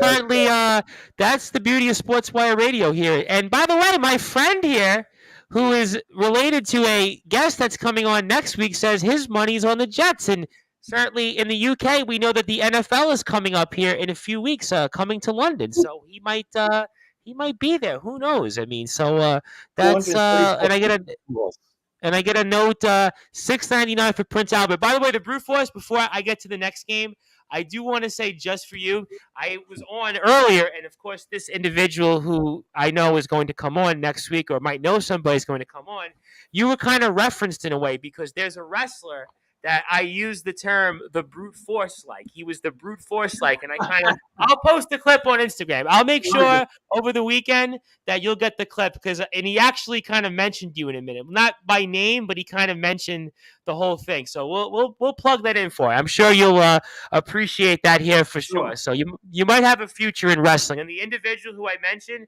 he's kind of got your look a little bit. So that's here nor there. But I want to get to the Monday night game, because I want to go to the Giants and Cowboys, the brute force. Your favorite team, of course, the Dallas Cowboys. I'm going to get to the Steelers next. We'll definitely talk about that for sure. But this is one of those weird 1-point favorite team is at home, and this is one of the more lower over-unders I've seen. 39 all year. Just the lowest over-under, I think, the entire year, 39. I mean, Justin might maybe know more than I would, but the brute force. I don't remember what the Browns Steelers over under was. That couldn't have been high. Yeah, 39 is like might be the temperatures here in New York in about 4 hours from now. But I mean, the brute force. You have to pick somebody here. I mean, I guess you could theoretically say this game could end up in a tie. But Carson Palmer's played pretty well so far, I guess, for the Dallas Cowboys. And what's your thoughts here on this matchup? You mean Cooper Rush, by the way. Cooper Rush. I realized that. I actually realized that. But Cooper Rush has played very well. And what's your thoughts then here on the Giants and Cowboys? Somebody has to win. This game just sucks to pick. This is not the game I wanted to pick. But ultimately, I have to do what I don't like to do, unfortunately. I got to pick the Dallas Cowboys to win this game. I hate to say it. And it's not because of their offense. I think personally it's going to be because of mainly one man. His name is Micah Parsons. This man arguably is the best defensive player in the entire NFL right now. There's been people comparing him to Lawrence Taylor in the world of sports. This guy's incredible. And I think that the Cowboys will actually score. I actually predicted this game and made a score prediction. I'm saying 17-16. Cowboys. And I'm going to say Wow. Yeah, so we'll be under, and I will say that I think one of the Cowboys touchdowns will be a defensive touchdown, which will be caused by Micah Parsons, like a fumble, and they'll score. So I think that'll be one of the touchdowns. I do think the Giants will obviously be in this game, will obviously get a good day from Saquon Barkley again, I believe. But ultimately, I just think it's going to be one of those close bruiser NFC least matchups. Those old school NFC East games. Those old school games. I just think it's going to come down to 1 point. I think it's going to come down to 1 point, and the Cowboys somehow will pull off a 1-point win in New Jersey. All right, I like the New Jersey because I would always say that about the Giants and Jets. Before I get to Chris, let me get to the Mad New Yorker. Media hype for 2 games, LOL. Giants have a great chance of blowing this. John Gonzalez likes the Giants. The Giants' defense under Martindale has improved big time. That's an excellent point by John. I think so. Micah Parsons ran out of gas last game. So, Chris, I mean, Giants Cowboys, again, 39 is the over-under. I mean, certainly, I think it's got to be the lowest one I've seen at least the entire year, and somebody has to win. And Giants win could be 3-0 for the first time in a long time, and the Cowboys win at 2-1. And for a little while, maybe they cool off some of that Dallas media and Jerry Jones. And who do you think wins this game? I think it's going to be an ugly game. I like that score 2017, 17-13, somewhere in that ugly area. But I have to take the Cowboys. I'm not sold on the Giants. I'm not really sold on the Cowboys either. But I don't know. I just think there's more talent on the Cowboys side. And I don't trust Daniel Jones. I could see Daniel Jones throwing a pick 6 at some point. So I'll say the Cowboys are going to win this game. All right, that's fair. And also, Mad New Yorker says not drinking the Kool-Aid for the Giants. Pulos is $6.99. Yes, we mentioned that, certainly. Congratulations to Albert Pujols. I got to break out my Albert Pujols baseball card collection then at some point in the next couple of days. We'll have to figure that out. But Justin, in the meantime here, Giants 1-point favorites over the Cowboys. Again, it's one of those games you'd almost want to avoid surely as a bettor, but somebody has to win the Monday night game. And what do you think? Yeah, I would certainly not advise anybody putting their money on this game because it's certainly a game that could go either way.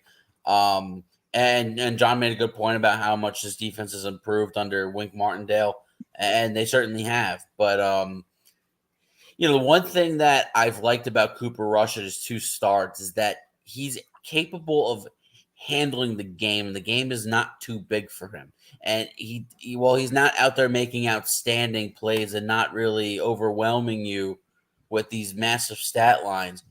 He's able to be a stabilizer, and it keeps them in the game. And the Cowboys defense, especially with Micah Parsons, it'll be a great battle against arguably the best left tackle in the NFL, and Andrew Thomas.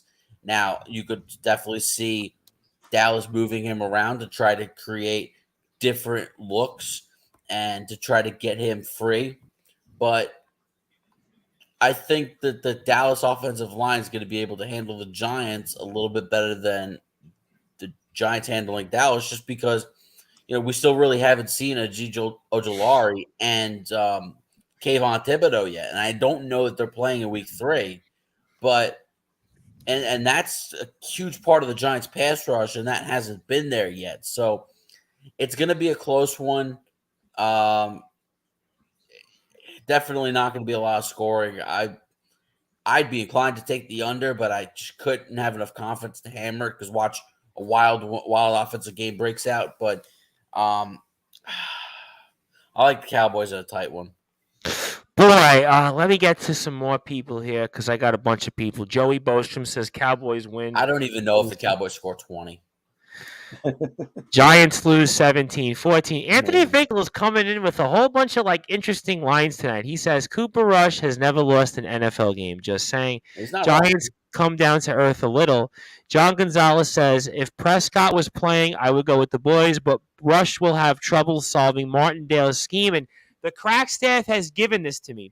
If the New York Giants win on Monday, before I get to my prediction, the last time the New York Football Giants were 3-0, 2009. I'm going with the New York Football Giants because I think something tells me here this might be the season. It might just be where everything crystallizes. Sometimes you get lucky. Sometimes you kind of just have everything fall into place. This might be the year. So I'm going to say Giants win, I don't know, 21-14, 21-13, something like that. I definitely agree with everybody here.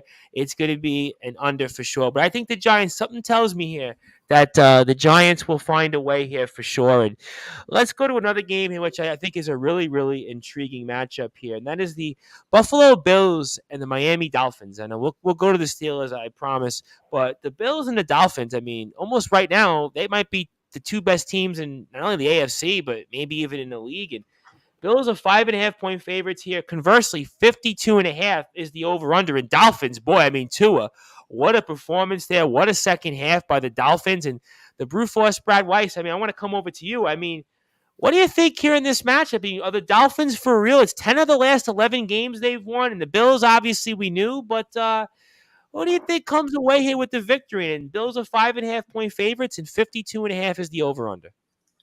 Yeah, listen, I'm not gonna say anything bad about either team. Both teams are playing well. I do see the Dolphins being a playoff contender this year, but this is a very simple point that I'm going to say.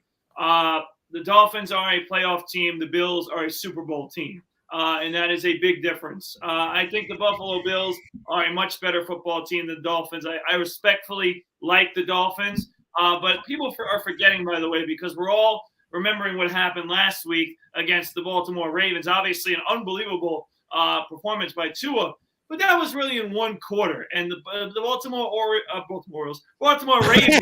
That's two of us now that have had gophers today. The Baltimore Ravens defense was an absolute travesty and an embarrassment. I mean, the amount of blown coverages, the amount of miscommunications on defense to let this team come all the way back. I'm not taking anything away from Tua, but I will say that was really Baltimore just playing very poor defense at the end of that game. So, again, I think Miami stays in the game for a while, but I just think Buffalo's on a different level right now. I mean, they're not even playing their best football, and they're still putting 40 on teams when they're not even, doing their best. Like I said, they're not playing their best all-around game. So, ultimately, I think Buffalo, every week it seems like they have something to prove, and I think this week they're going to show you who really is the best team in this division, and I think Buffalo does win, and I think I'm going to take the spread. They'll win by more than 5.5. Yeah, I think it's going to be a great matchup. Before I get to Chris here, John Gonzalez likes the Bills. Anthony Finkel says Bills are kicking ass this season. Bittersweet. Bills and the over. Anthony agrees with your brute force, and I see a very high-scoring game. So, Chris, I mean, Bills-Dolphins, Bills 5.5-point favorites, 52.5 is the over/under. I got a feeling this is going to be a fun game to watch, and what do you think? Yeah, it should be, but you know what? The Bills got some injuries on the defensive side. 3 key players are going to be out, so then you got to add in the heat, humidity. It might rain on Sunday over there in Miami, like it always does. Good point. I think I'm going to get. Plus, it's like a 5-point game, a 5-point. Yeah, 5.5. Yeah, I mean, since I got to pull. All right, you know what? I'm going to say Miami's going to win. All right, you know what? Yeah. Listen, when they go to Buffalo, I think it's going to be a totally different ball game. Oh, for sure. But I think in Miami, in the elements, the heat, the humidity, it's tough to play down there right now. So I'm going to say Miami wins. Yeah, the heat and humidity, because our friend Daniel Slavin, who lives down there, reminds me that it's heat and humid pretty much, I think, 10 out of the 12 months of the year. So it is going to be a tough place to play. But before I get to Justin, let me get to a bunch of other comments. The Mad New Yorker says, Bills exposed the Titans. The league has a book on them. Now look for the others to stop them now. Disagree with the brute. John says 38, Bills, Miami 27. Joey Bostrom, almost in line. It's going to be a great game, but Buffalo wins 35-27. Bills are the best in the AFC. They very well might be, Justin, but what do you think here between the Buffalo Bills and the Finns, the Miami Dolphins? Well, I think we have our first resident rolling into Steamroll City because the Miami Dolphins stand absolutely zero chance in this game. I'm sorry. It's going to be so hard to beat Buffalo this year. They might at maximum lose one or 2 games this year. I mean, this is a team that could legit go 16-1, 15-2. And Miami, they were down 35-14 in the fourth quarter. For all the hoopla and the congratulations, and well deserved for that incredible comeback over the Baltimore Ravens, the Buffalo Bills ain't letting that happen. If they're up 35-14 in the fourth quarter, they're not coming back on the Buffalo Bills. I'm sorry, they're not. And you can't fall that far behind against – we would probably call the Ravens a little bit of an above-average team to an average team. Yeah, that's about right. The Bills are such a superior football team in this game. I can't even see – I know it's in Miami. I can't even see this game being close. I mean, you're looking at a 38-14, 45-20 kind of game. I mean, I just have a hard time seeing Buffalo being stopped. All right, well, we'll certainly see here.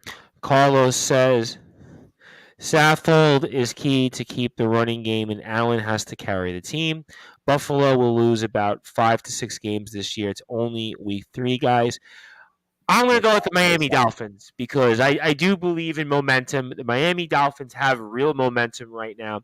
They had a win that's going to be remembered by a long time for that franchise. That franchise, maybe they've turned the corner. Maybe they've found the quarterback. Maybe they've found all the right pills. They've won 10 of their last 11 games. I do believe in momentum. I do believe that they're going to have a home field advantage due to a number of different reasons, ideally the weather. And I always feel like when Miami wins, that is a team that draws very well. I know it hasn't happened too many times where they've been a serious contender, at least a playoff contender, as the Brute Force is pointing out. But I'm going to say Miami 35, Buffalo 31. It'll definitely be a great game, but I like Miami to go 3-0 here for the first time since 2018, and I kind of think that the Dolphins might be on something. But I do agree with the Brute Force in that Miami's a playoff team, Buffalo's a Super Bowl contending team. And look, just because I'm saying Buffalo dominates, that's not me taking a lot away from Miami, despite saying what they did about the comeback, but. And I think they're going to be good, but there's Buffalo, and then there's 2 tiers, then there's the other top contenders. And Miami's not even a top contender right now. No, I think Miami Miami's like 3 rungs lower than Buffalo right now. Miami's kind of in that mix, I would say, maybe with the Chargers or maybe to an extent the Ravens. One of those teams that's kind of whoever comes out of the South, one of those maybe 10-win football teams, and it's probably a wild card 2 or something like that. I think they're better than the teams in the South. They're on like tier 4 or 5, the AFC. Right, but the record wise, somebody's going to win. Oh that for 10 sure. games. That's my general obsession. But before I get to the next game, Buffalo hasn't even won a Super Bowl. To compare them to be great, well, I mean that's fair. We'll certainly see after this Sunday. We'll kind of get a general discussion. But I want to get to a game that the Brute Force I know is going to definitely want me to talk about. And that is the Minnesota Vikings and the Detroit Lions. I know that's a game that the Brute Force is I'm sure he's going to want to pick somebody here. And Vikings are 6-point favorites here, 52.5. Another one here. Over-under is very high. And Vikings, I was a little bit high on them, but I might want to have a mulligan there for sure for our golf fans. And the Brute Force, I mean, certainly, what's your impressions on this game? A 1 o'clock matchup here, and Vikings are favored. And what do you think? Yeah, this is definitely going to be an interesting game. This is a real intriguing matchup. Very intriguing. It's very intriguing. And everybody, for all the Detroit Lions shade, all of a sudden, people are starting to open their eyes and say, wow, this team is actually not that bad. They're actually a decent football team.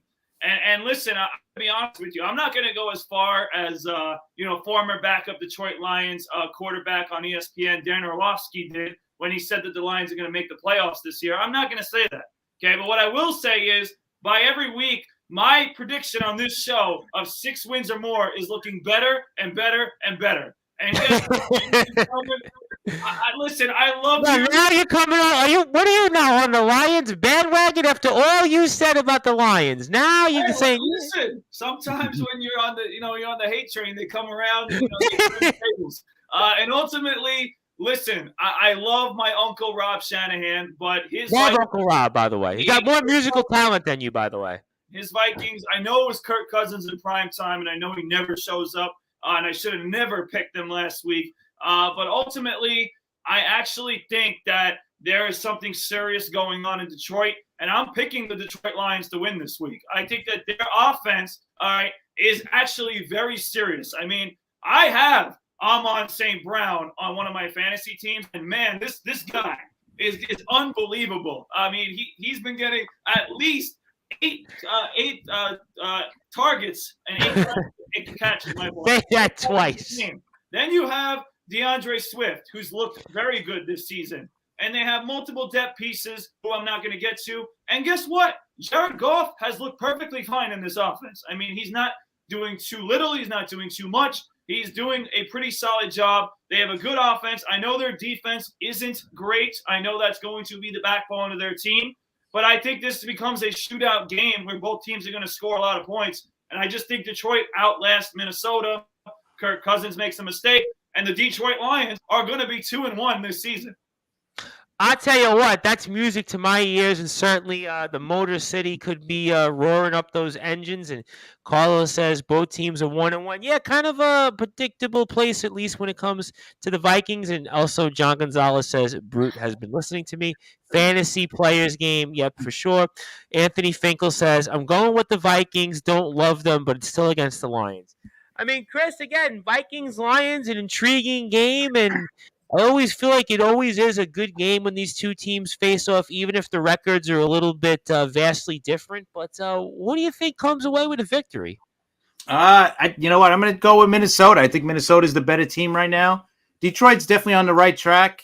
They'll probably keep it close, but this game isn't in prime time. So Kirk Cousins is 1 o'clock. go back to having a pretty good game. He's Justin Jefferson, because Jefferson doesn't have Darius Slay covering him either this week. So I say Minnesota wins like 27-20. All right, that's fair. And for you, Justin, certainly Vikings-Lions. And what do you think? It's fair to say Chris stole my thunder, because we can all take a sigh of relief and know that Kirk Cousins is not playing in prime time. He is playing in the regular window on Sunday, and that means good Kirk Cousins shows up. Listen, I can't say the margin's that wide, but Kirk Cousins is a better quarterback than Jared Goff. Despite what Amon-Ra St. Brown has done, and that what he's done has been tremendous for Detroit, the Vikings have better weapons. The Detroit defense is not great. Minnesota, I would say Minnesota's a middle of the road type defense. They're not great. They can have some really good games. I like Minnesota in this game. It's going to be close. I do think that the spread's a little high. I would take the Lions with the spread, but I think the Vikings win the game. And yeah, I could see a 35-31 kind of game. But I think that, like like Chris said, Darius Slay was covering Justin Jefferson last week, and well, Jefferson got his catches. The yardage was much lower than what you would be accustomed to, and where Darius Slay used to play, the Detroit Lions don't quite have that anymore. I think he's going to get loose, and he's probably going to score at least a touchdown, maybe two. All right, and let's get to some people before I pick. Man New Yorker says Vikings 30-27, question Fair. mark. Joey Bostrom says 27-24 Minnesota. Lions hung 35 on the Eagles. John Gonzalez, you like that? LOL. I'm going with the Detroit Lions. I mean, something tells me Lions got a little momentum. They played well these first two games. I did not like how the Vikings played on Monday. I was a little bit impressed by this team, and I'm going to go on a limb here and say Lions 34, Vikings 24. Vikings are always an enigma. They always have the talent. They always have different players, but I don't know. Maybe the Lions, they had a little bit of momentum. They also played well against the Vikings last season. So I'm going to go on a limb. 3 points or less, those games. Yeah. So I kind of feel like it's going to be a close game, and I'm going to go say with the Detroit Lions. But before I get to the other games, let's recap the Thursday night game, because I know the Brute Force Brad Weiss has been wanting to talk about it. I want to talk about it. So let's spend a few minutes on it before we go pick the rest of the games. And the Brute Force Brad Weiss Steelers Browns really wasn't one of my favorite games I've seen on a Thursday night for a while. And Anthony Finkel and his better half and I were watching the game for a little bit at Duffy's until halftime. But what did you think about the game and your overall who'd you bet on it for? Well, first of all, John Gonzalez, this is not the time to sign off. I hope you're paying attention right now, John Gonzalez, all right, because this is your time, all right, to be learning a lesson. All right, yeah, oh no, well, yeah, this is time to talk, all right, because you, John Gonzalez, you are the one that keep telling me, oh, pick the Pittsburgh Steelers, the Steelers, all right, the Steel Curtain, all that nonsense, all right? The Steelers stink. They're horrible, All right. I have no idea why people are picking them and picking them with confidence. There is no confidence in the Pittsburgh Steelers, including from many of their players, whether it's their quarterbacks, their wide receivers, their running backs, their defense. There's no confidence on this team anywhere. All right. Even their coach is not confident. All right. They ultimately are not a good football team. All right. There's no strengths on this team, ultimately. And yes, everybody's talking about, well, it's Kenny Pickett time and they'll turn it around. Well, here's the thing I have to say to that. All right. Because number one, Mitchell Trubisky obviously didn't play amazing. He played okay on Thursday night. He made a couple. First half, he was not bad. He had moments in the first half. A couple nice throws that were dropped, by the way. And he also made some really bad ones. But there's a few different things with this Steelers team, and this is why I'm very concerned, because I know a guy like Justin Gianelli has been advocating for Kenny Pickett to play.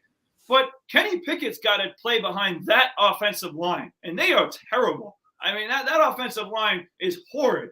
And I would feel very bad for Kenny Pickett to come out and play and just get destroyed because they can't block anybody.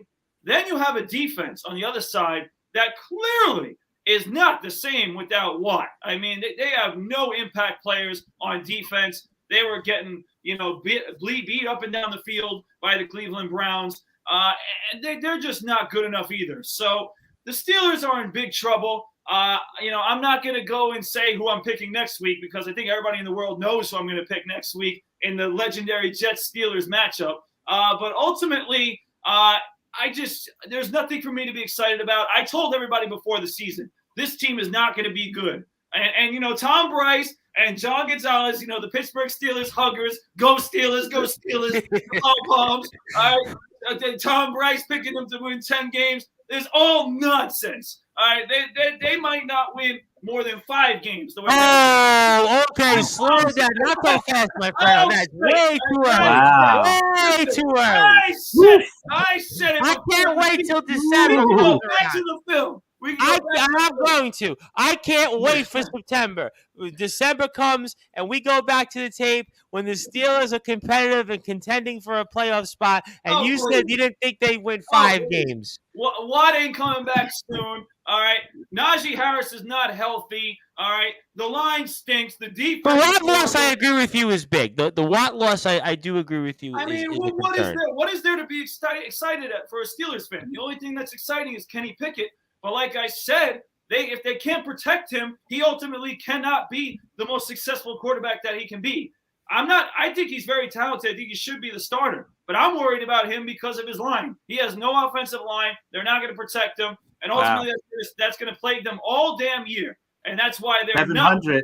700. Wait, we got to go break. We break here live on Sportzwire Radio because we have history here. Ladies and gentlemen, we have officially seen Albert Pujols hit his 700th home run against the Los Angeles Dodgers. And certainly, if you were listening live here on Sportswire Radio, and if you aren't on Apple TV, I want to give you the update that Albert Pujols has made history as he has become the 4th man to have hit 700 home runs in Major League Baseball history, behind the likes of Barry Bonds, Hammer and Hank Aaron, and Babe Ruth himself. So congratulations to Albert Pujols as he has hit his 700th home run. He has reached almost immortality here when you think about Major League Baseball history and you think about professional sports history, ladies and gentlemen.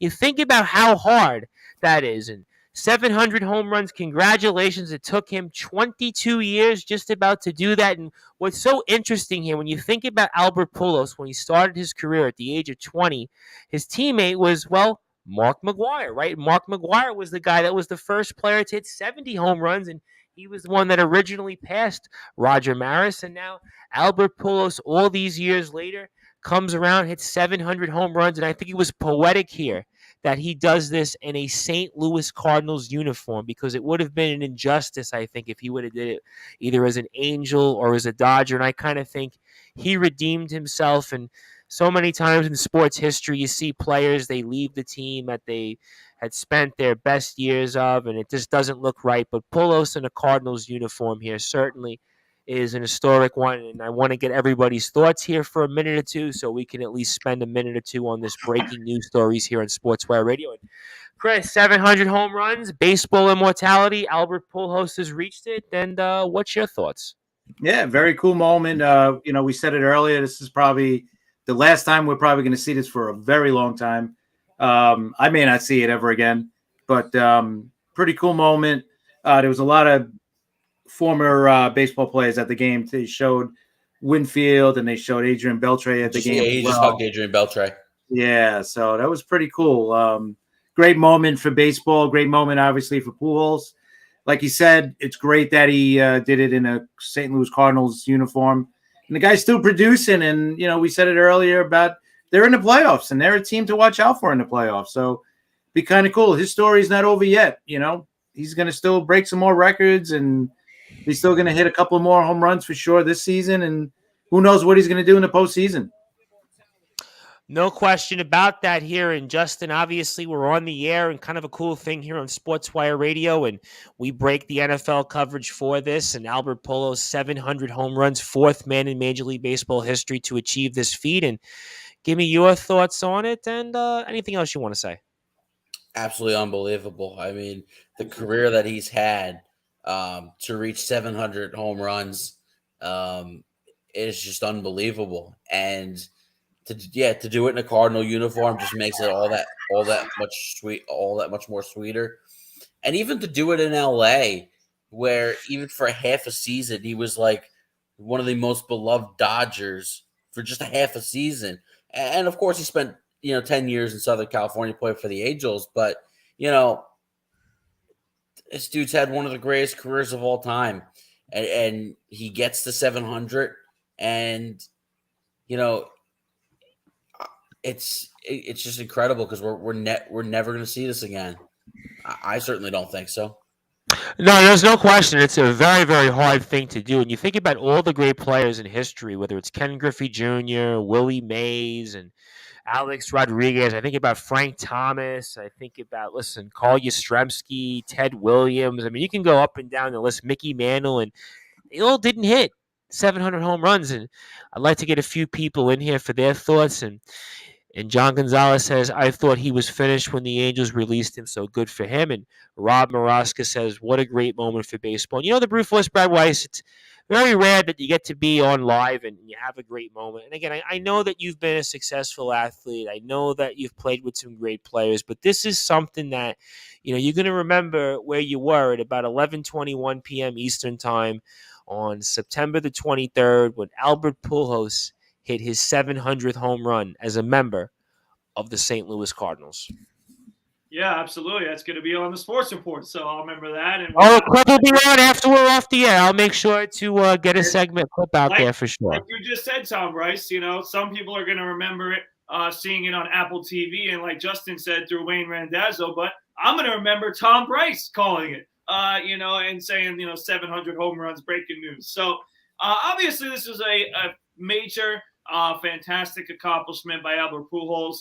To the guy's point, I totally agree. I don't think anyone else does this. I think this will be the last time we see someone do this, just because of the way the game is played now, and obviously how the game is going to get, how things are going to change in the future. I don't think people are going to be hitting 700 home runs.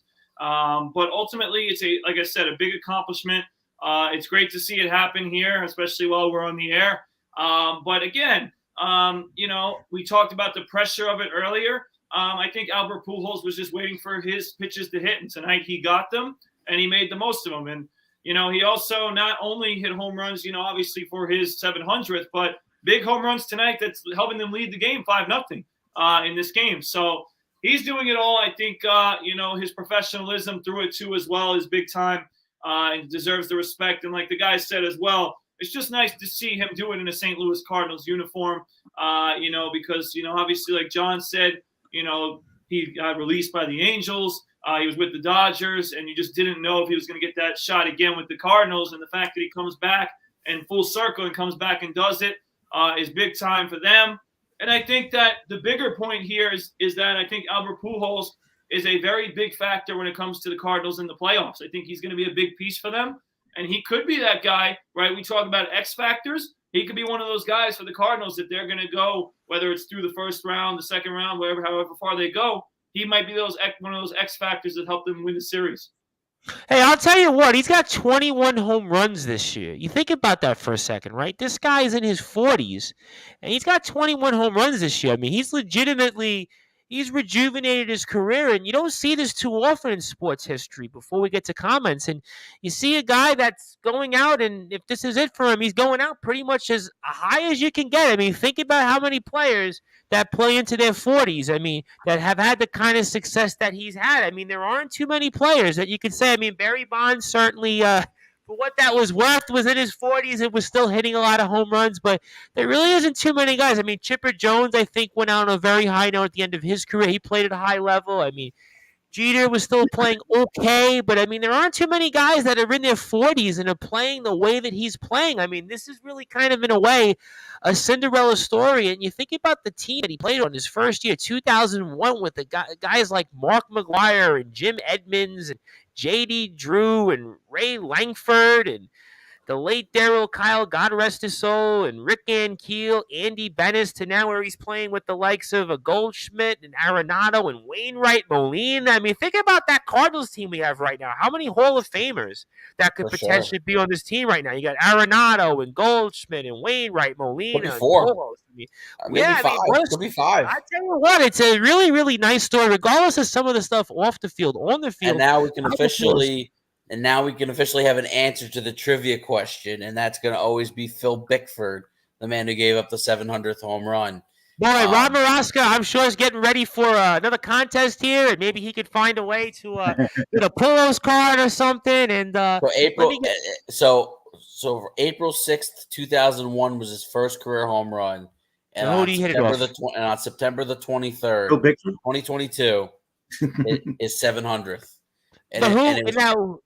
Who was the first one he hit it off? Armando Reynoso. They were playing the I remember Armando Reynoso. Yeah, he pitched for the Rockies, the Braves. He was just he had a long career, but was not really that great of a starting pitcher. Yeah, but I remember might have been a Met. Here's a funny one. His first home run against the Mets was against Bruce Chen in 2001. Oh, okay, Bruce Chen. I remember Bruce Chen, yeah, former Atlanta Brave, Philly. He was a journeyman. He played forever. I mean, I'm sure Rob Maraska's got a Bruce Chen baseball card. Bruce Chen hasn't retired yet. Well, he might be on the diamond somewhere. But let me get to a bunch of comments because people want to talk about it. Joey Bostrom says 700, so great. Congrats to Pujols, awesome. Pujols is Gold Glover as well. Baseball acumen is top tier, not just a big. I mean, listen. The first 10 or 11 years of his career, the guy had, a 330 lifetime batting average, something like that? I mean, no question. Yeah, no question. And John Gonzalez was funny. I was here listening to the Brutes nonsense on the Steelers, but congratulations. But maybe the gods, John Gonzalez, I'm with you because the gods were with us because they were hearing the Brute Force pile on us about the Steelers. And then Albert Pujols thankfully comes up and says, you know what? We're going to give Tom Bryce and John Gonzalez a little bit of a pass. Almost reminds me of what's that? Yeah, we got a favor. Albert, you know what it reminds me of? It reminds me of the Chris Farley movie. I'm trying to think where his father dies and he's on the boat and he's almost he gives him a little bit of a push. He couldn't get on and he goes, thanks, Dad. I think that's what the baseball gods here did for myself and John Gonzalez. Somebody will remember the movie here later on, and I'll remember it for the title. But very happy and a great moment for baseball. We said here that he would. And John Gonzalez says, yes, he played with the immortal Rick Ankiel. Yes, he did play. That's why I wanted to throw in the Rick Ankiel reference, because I remember as a kid having a Rick Ankiel rookie card, and I thought I was going to be rich. I thought I was going to have so much money, and Rick Ankiel, he could throw, he could hit, he was young, he was this and that, and I'm obviously not rich because of the Rick Ankiel card. I might have some money for other reasons, but that's here nor there. We'll come back to some of the news. So I want to go shotgun then on some of these games. And also, before I do that, John Gonzalez says Ankiel was a Met. Yes, he was a Met for a brief period. And Ankiel, I will give him credit for certainly revamping himself and revamping his career for sure. So I definitely do think that Rick Ankiel is a name we spoke about a couple different times on the show, and I do have his rookie cards for sure in mint condition. But what do they got to be worth? $1 right now, 50 cents. But that's here. Let's go shotgun the games. I know the Steelers we could talk about further, but I do want to get everybody's picks in on these games because the Brute Force has them on the screen. So let's go shotgun here. Pretty much shotgun thoughts on games. We'll round them out by order that I see here. So let's go with Ravens-Patriots. Ravens, 3-point favorites. Patriots are at home. 44.5 is the over-under. Brute Force, who do you like? Ravens. I think the Patriots haven't really proven us anything. Yeah, they beat the Steelers last week, but that was basically who was worse, and the Steelers were worse. So I don't really trust the Patriots offense. The defense is okay, but the Ravens, I think have something to prove from last week, and I think they'll get the job done. For you, Chris, Ravens, Patriots, who do you like? Yeah, Ravens. I think the Patriots are a mess this year. I don't think they're going to be over 500 this year. So I'm going to go with Baltimore. And for you, Justin, Ravens, Patriots. Ravens 3-point favorites. Patriots are at home, 44.5, and it's a 1:00 Fox game. Yeah, I like the Ravens in this one. I think it's going to actually be a pretty low-scoring game. Don't discredit New England's defense. I think their defense has played pretty well so far this year, especially in the second half of week 1 and then obviously last week. Sure, you could take into account who they were playing, but I do like New England's defense so far, but I don't know if they're going to be able to score enough points against Baltimore, so give me the Ravens. John Gonzalez likes the Ravens. Joey Bostrom likes the Ravens, 27-14. He says, don't trust New England. And Anthony J. Finkel says, taking the Pats at home. But I am going to go, and I'm surprised Anthony Finkel does this here, but I'm going to go with the Baltimore Ravens here. I'm not impressed with the Patriots either, and I kind of feel like Baltimore is going to redeem themselves, and they are going to have a solid win on the road. I don't know, 24-14. I agree with everybody here. I'm not impressed with New England, but that's here nor there. Let's go with the Eagles and the Commanders. The Brute Force is one of his favorite other teams. That is the Washington Commanders. Eagles 6.5-point favorites. 47.5 is the over/under. And shotgun for you, the Brute Force. Who do you like? Eagles win. I think the Commanders. Listen, they're okay. Carson Wentz. Somebody's trying to blow him up and tell me he's one of the leaders in touchdowns this year. That's who I got mixed up with, by the way. That's who I was thinking of, and I let it slip with the Carson Palmer. Yeah, Carson Wentz. Yeah, he's doing all right. But ultimately, I like what Jalen Hurts is doing. I like the Philadelphia defense. I think they definitely do enough to win. So I'm actually pretty excited to see the Eagles. I think they're actually a team that's ascending right now. Yeah, it could be. Chris, for you, what do you think here? Your Eagles and the Commanders. Yeah, got to go Philly. They looked really good Monday night. Jalen Hurts is starting to trend upwards. Love their defense too, and it's not even playing at full capacity. I think they're just scratching the surface on defense. So I like Philly a lot. I don't know if they're going to blow them out, but I think they're going to win by at least a touchdown. For you, Justin, Eagles 6.5-point favorites over the Commanders. 47.5 is the over/under. Oh, look, I'm going to put it bluntly. You need your head examined if you have the stones to pick the Commanders in this game. Eagles. John Gonzalez picks the Commanders. Anthony Finkel, fly, Eagles fly. Joey Bostrom, Philadelphia wins 30-20. Now, my gut says pick the Eagles, but for whatever reason, my heart is telling me that the Commanders are going to pull an upset here. I don't know why. I don't want to do it, but I kind of like to see in John Gonzalez go on a limb and say the Commanders. I'm going to say for whatever reason, Commanders win here by a field goal. I'm going to say 24-21 here. I don't know why. The Eagles, I could see them winning, but for whatever reason, something tells me go with that here. John says, I have the Stones. Joe, John, you won me over. Because I was going to, like I said, my heart and my gut are telling me two different things. But I'm going with you, John, on this one. So certainly that's where I'm going. But let's go then with the Saints and Panthers. Saints, 2.5-point favorites. 41 is the over-under. Brute Force, this is one of those games that I'd probably say find something else to do. I would not really care much to watch this game. But what do you think? Yeah, I'm going to pick the Saints. I think the Saints offense is better than the Carolina offense. But I think it's going to come down to the Carolina offense against the Saints defense, and the Saints defense is elite. I think they'll do their job. Baker Mayfield will panic under pressure, as he always does. And I think that Jameis Winston will do enough. He might still throw some interceptions, but so will Baker Mayfield. And I think ultimately the Saints defense is the reason why the Saints win. All right, fair enough. And for you, Chris, Saints-Panthers, again, another one of those games you probably look to avoid if you were doing a bet. But what do you think here? Yeah, I agree 100% with brute force. Saints got the better defense. I don't think I trust either quarterback really that much, but I think the Saints defense is going to win it for them. I definitely take the Saints in this one. For you, Justin, Saints-Panthers, Saints 2.5-point favorites, 41's over under. What do you think? Yeah, I like the Saints in this one. I don't know. Carolina's just not good. I don't like Baker Mayfield at all. Their defense isn't all that good. Now I know they tinkered with putting McCaffrey on and off the injury report with an ankle issue. Who knows what that's going to do. And you also got to monitor the status of Alvin Kamara from a New Orleans standpoint. But you know what? New Orleans just has more talent. Give me New Orleans. John Gonzalez likes the Panthers. Anthony Finkel says Saints can't lose 2 in the division back-to-back. Joey Bostrom says Saints win 20-10. Carolina is in trouble. Certainly coach is. Saints rebound from the loss to Tampa. Yeah, I kind of agree. I think the odds are stacked in the favor of Matt Rule being the first head coach fired this year. Yeah, I think New Orleans is going to win, I would say, by 2 touchdowns here. I kind of think for whatever reason, if there's any team in the I don't even know if NFC, there'll be 2 touchdowns scored in the game. well, I could see like 20-6, something like that. Yeah. Something like that. How So quickly does Matt Rule get fired, do you think? Halfway through the year? Week 8.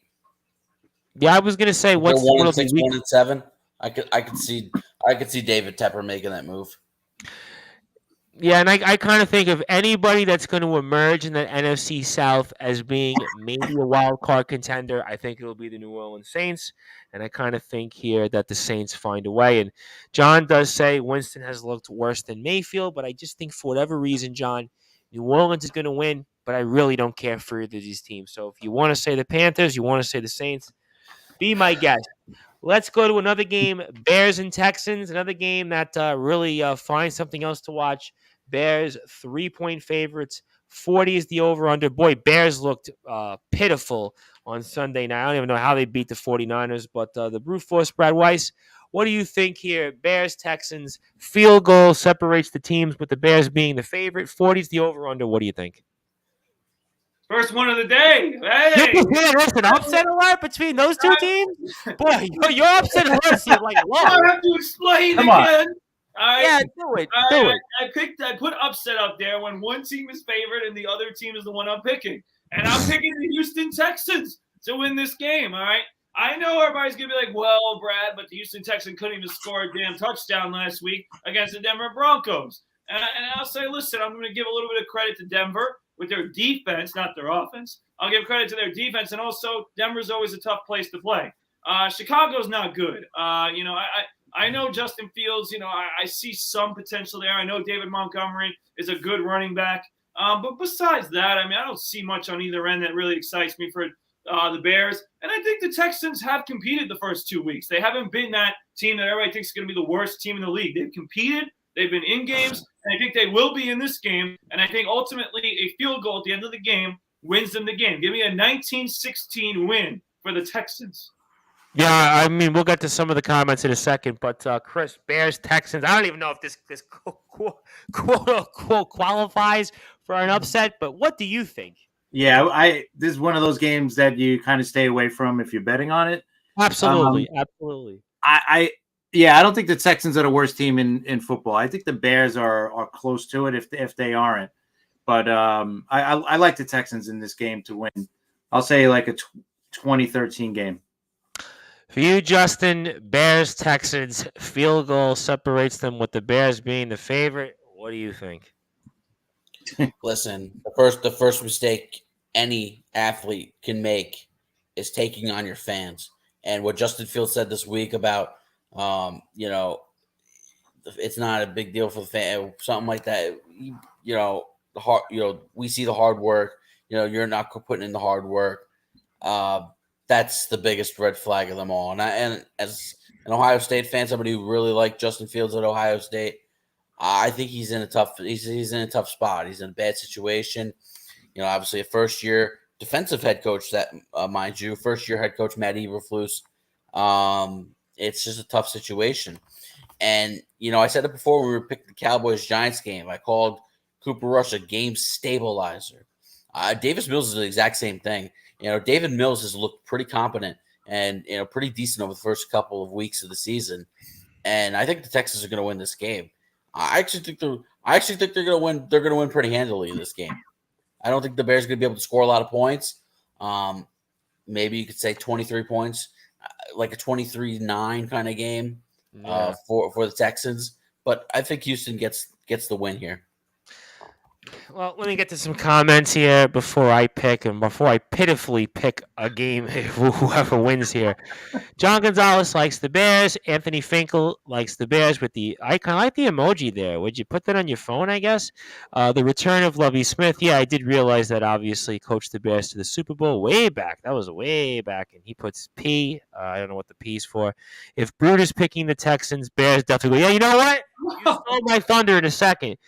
Wow. Joey Bolton says 17-14 Houston at very ugly game. Just because the Brute Force and upset alert picked the Texans, I'm just going with the Bears. I think it's going to be like everybody else at 14-10. This is going to be one of those games that just find something else to do. I mean, take a nap. It'd probably be more exciting than watching these two teams play football. But let's get to another game as we round up the rest of the games to pick here in shotgun. The Chiefs and the Colts. Boy, the Colts, everybody was high on. Matt Ryan goes to the Colts, and it's going to be different. And it looks like the Colts, I don't know. I think they're in deep doo-doo here. And the Chiefs, 5.5-point favorites. 50.5 is the over-under against the Colts. The brute force, Brad Weiss. What do you think? Yeah, this is easy for me. The Chiefs are winning this game. I think that division, that AFC division. Oh my God, it's awful. And the Colts, I mean, that is horrendous. I mean, that division. So I think the Colts will obviously be 0-2-1, and the Titans, who we'll get to in a second, will be 0-3. So that is a terrible, terrible division. But ultimately, the Colts are just not impressing me. Their defense, which I had in fantasy, was horrendous the first 2 weeks against two bad opponents in the Texans and Jaguars. And they got shut out by the damn Jaguars last week, these Colts. So Patrick Mahomes is going to throw all over them. They'll score a lot of points. And the battle of points, they're not even going to come close. I think the Chiefs drop 40 this week. And I think the Colts are going to have a tough time staying remotely close. They'll probably score like around 20. Well, give me like 40-21. Yeah, whatever you say, fine by me. Chris, Chiefs, Colts, and I just got the feeling that the Colts could be a very, very long year there. But before I get to a pick, what do you think? Yeah, I think the Chiefs too. And I think a part of what we're seeing with Matt Ryan, maybe it's just the age is finally starting to catch up to this guy. He's 37. I think we take it for granted when we see a guy like Tom Brady, right, playing till he's 47, 48 years old, still playing great. I think we take it for granted because that shouldn't be happening. That's not normal, right? A guy 47 years old should not be playing quarterback at a high level in the NFL. It just doesn't happen. So, so we see Matt Ryan. He's like, hey, he's only 37. He's still got a few years to go. Maybe he's finally just hitting that end of the road and he's starting to just go down. But I think Kansas City's going to win big because I thought the Colts were going to do well this year, but I don't think so. No, it doesn't look like it. And Justin, Chiefs, Colts, and what do you think? Man, this is a bad opponent for the Colts to be playing right about now. I don't know if you could have drawn it up worse, especially after that ugly-looking tie against Houston and then last week's performance. They're running into some deep trouble.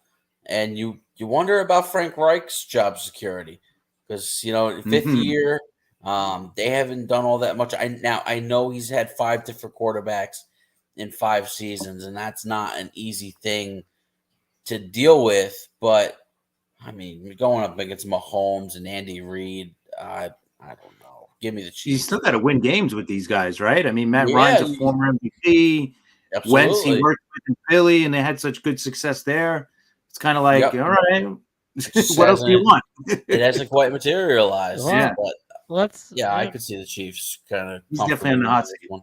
And let me get to the gang here. John Gonzalez says Chiefs. Anthony Finkel says Chiefs. John Gonzalez says Matt Ryan looks awful.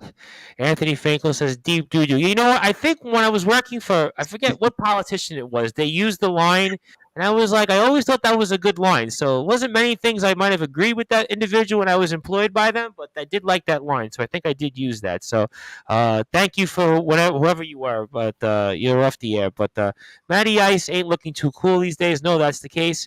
31-14 Chiefs. Joe Flacco looks better. Yeah, you know what? The brute force, even Joe Flacco looks better.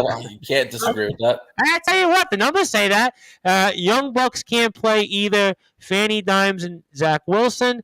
I'm just going to go with the Kansas City Chiefs. I think the Chiefs are just going to steamroll here. I don't know, 35-17, something like that. It'll just be a brutal game here, and I think the Chiefs are going to have no problems with the Colts, and the Colts are definitely in trouble. That South, I mean, somebody may win 7 games and win that division, and that brings me then to the Raiders and the Titans. And boy, my good friend, the Brute Force, who you know very well, Steven Saperstein, was actually at the Raiders-Cardinals game last week. The Raiders were about to win. Steve calls me up. He says, I'm at this game, the Raiders game, and I'm watching.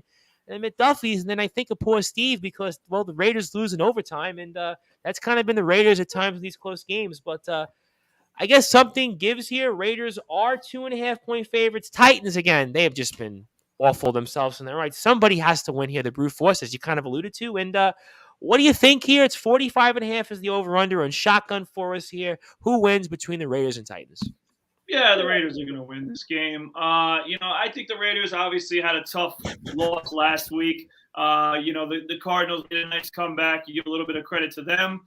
And obviously the first week against the Chargers. But the Titans have been absolutely horrific. I mean, they obviously lost to the Giants week 1. They got absolutely steamrolled by the Bills last week, didn't even put up a fight.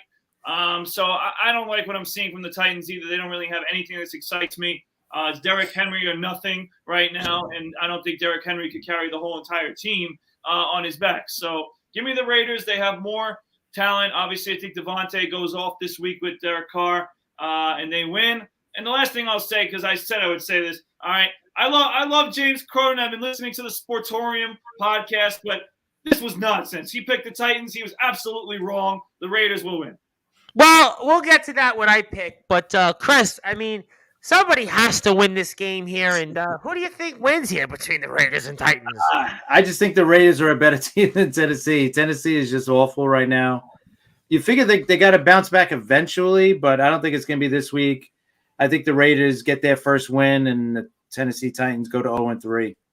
So, Raiders. And for you, Justin, I mean, certainly somebody has to win a game here and at least, I guess, salvage their season. These teams, in some ways, kind of had a fair amount of expectations, but after this Sunday, one of them won't have any expectations, I think, afterwards. And what do you think between the Raiders and Titans?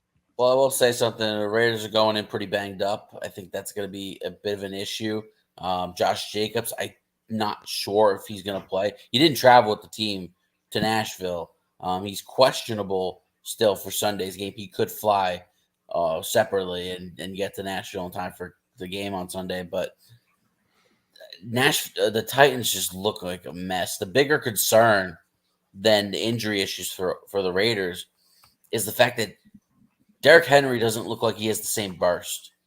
Derrick Henry looks kind of like the shell of his former self. And that's not a good recipe when Ryan Tannehill is your starting quarterback. At some point, you're looking at them turning to Malik Willis.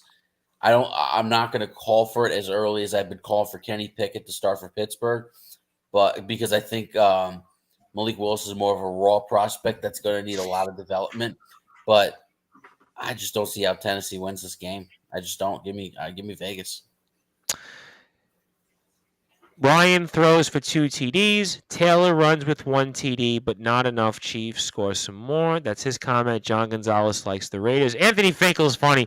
It's Steve's fault the Raiders lost. Well, Steve reminded me yesterday that he's still on West Coast time, so maybe that's why the Raiders did lose. But he had nice seats at least, and he did get to meet some of the Raider fan base, so that's a win there. Titans will be okay. Come back and finally get a win. Vrabel versus Old McDaniels.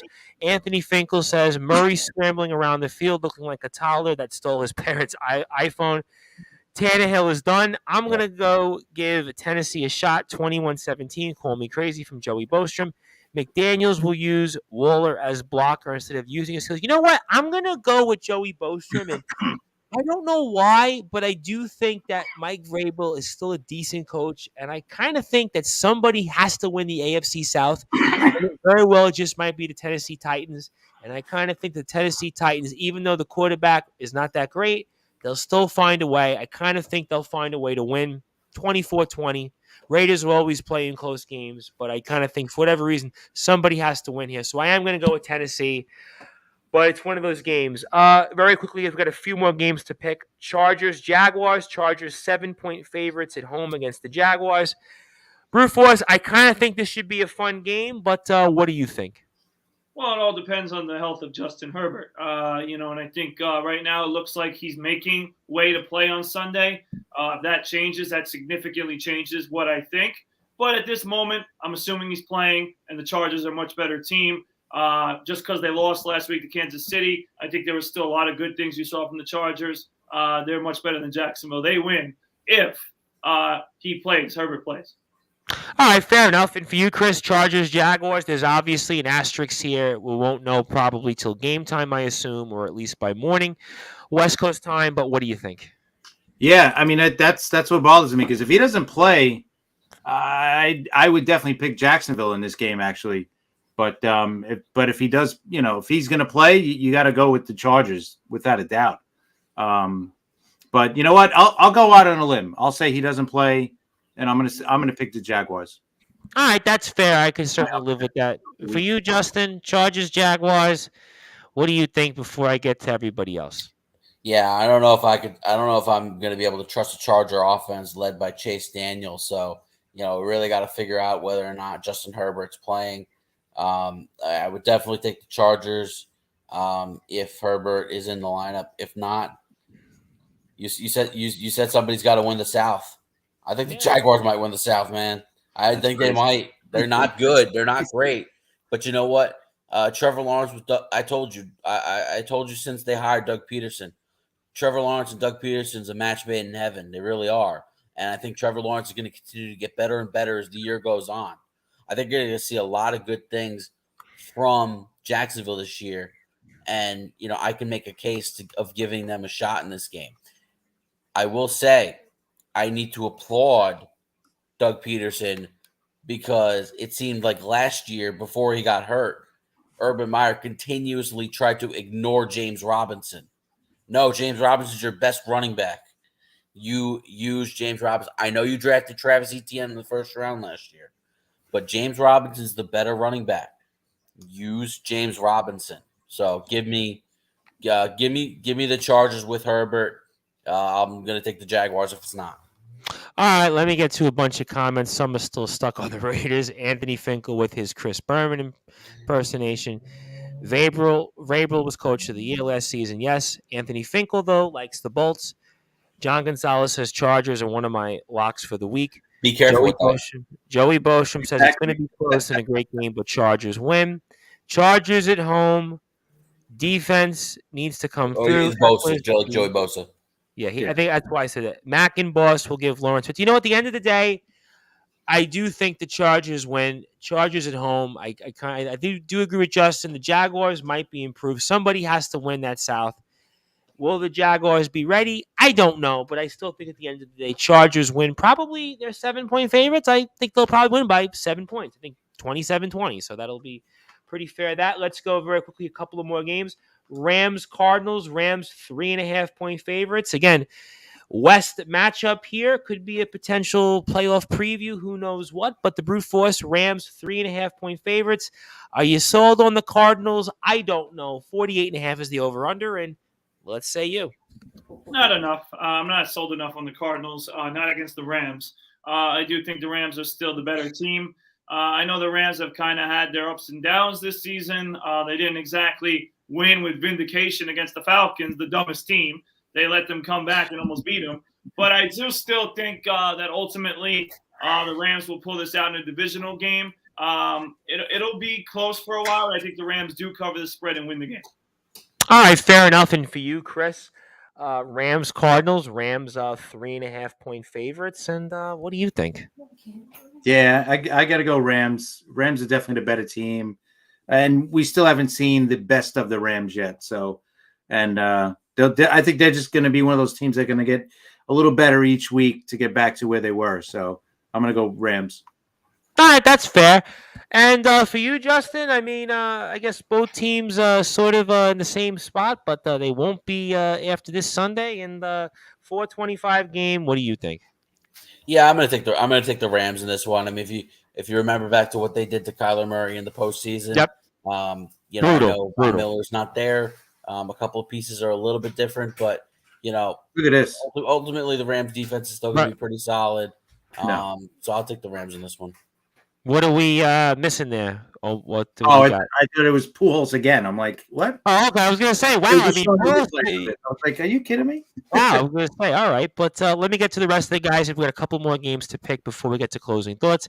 Rams are my other lock. Anthony Finkel here likes the Rams. Cup will have a big game. Rams win. Cardinals they sure did get lucky. Rams 30-19. Rams still working on a running game.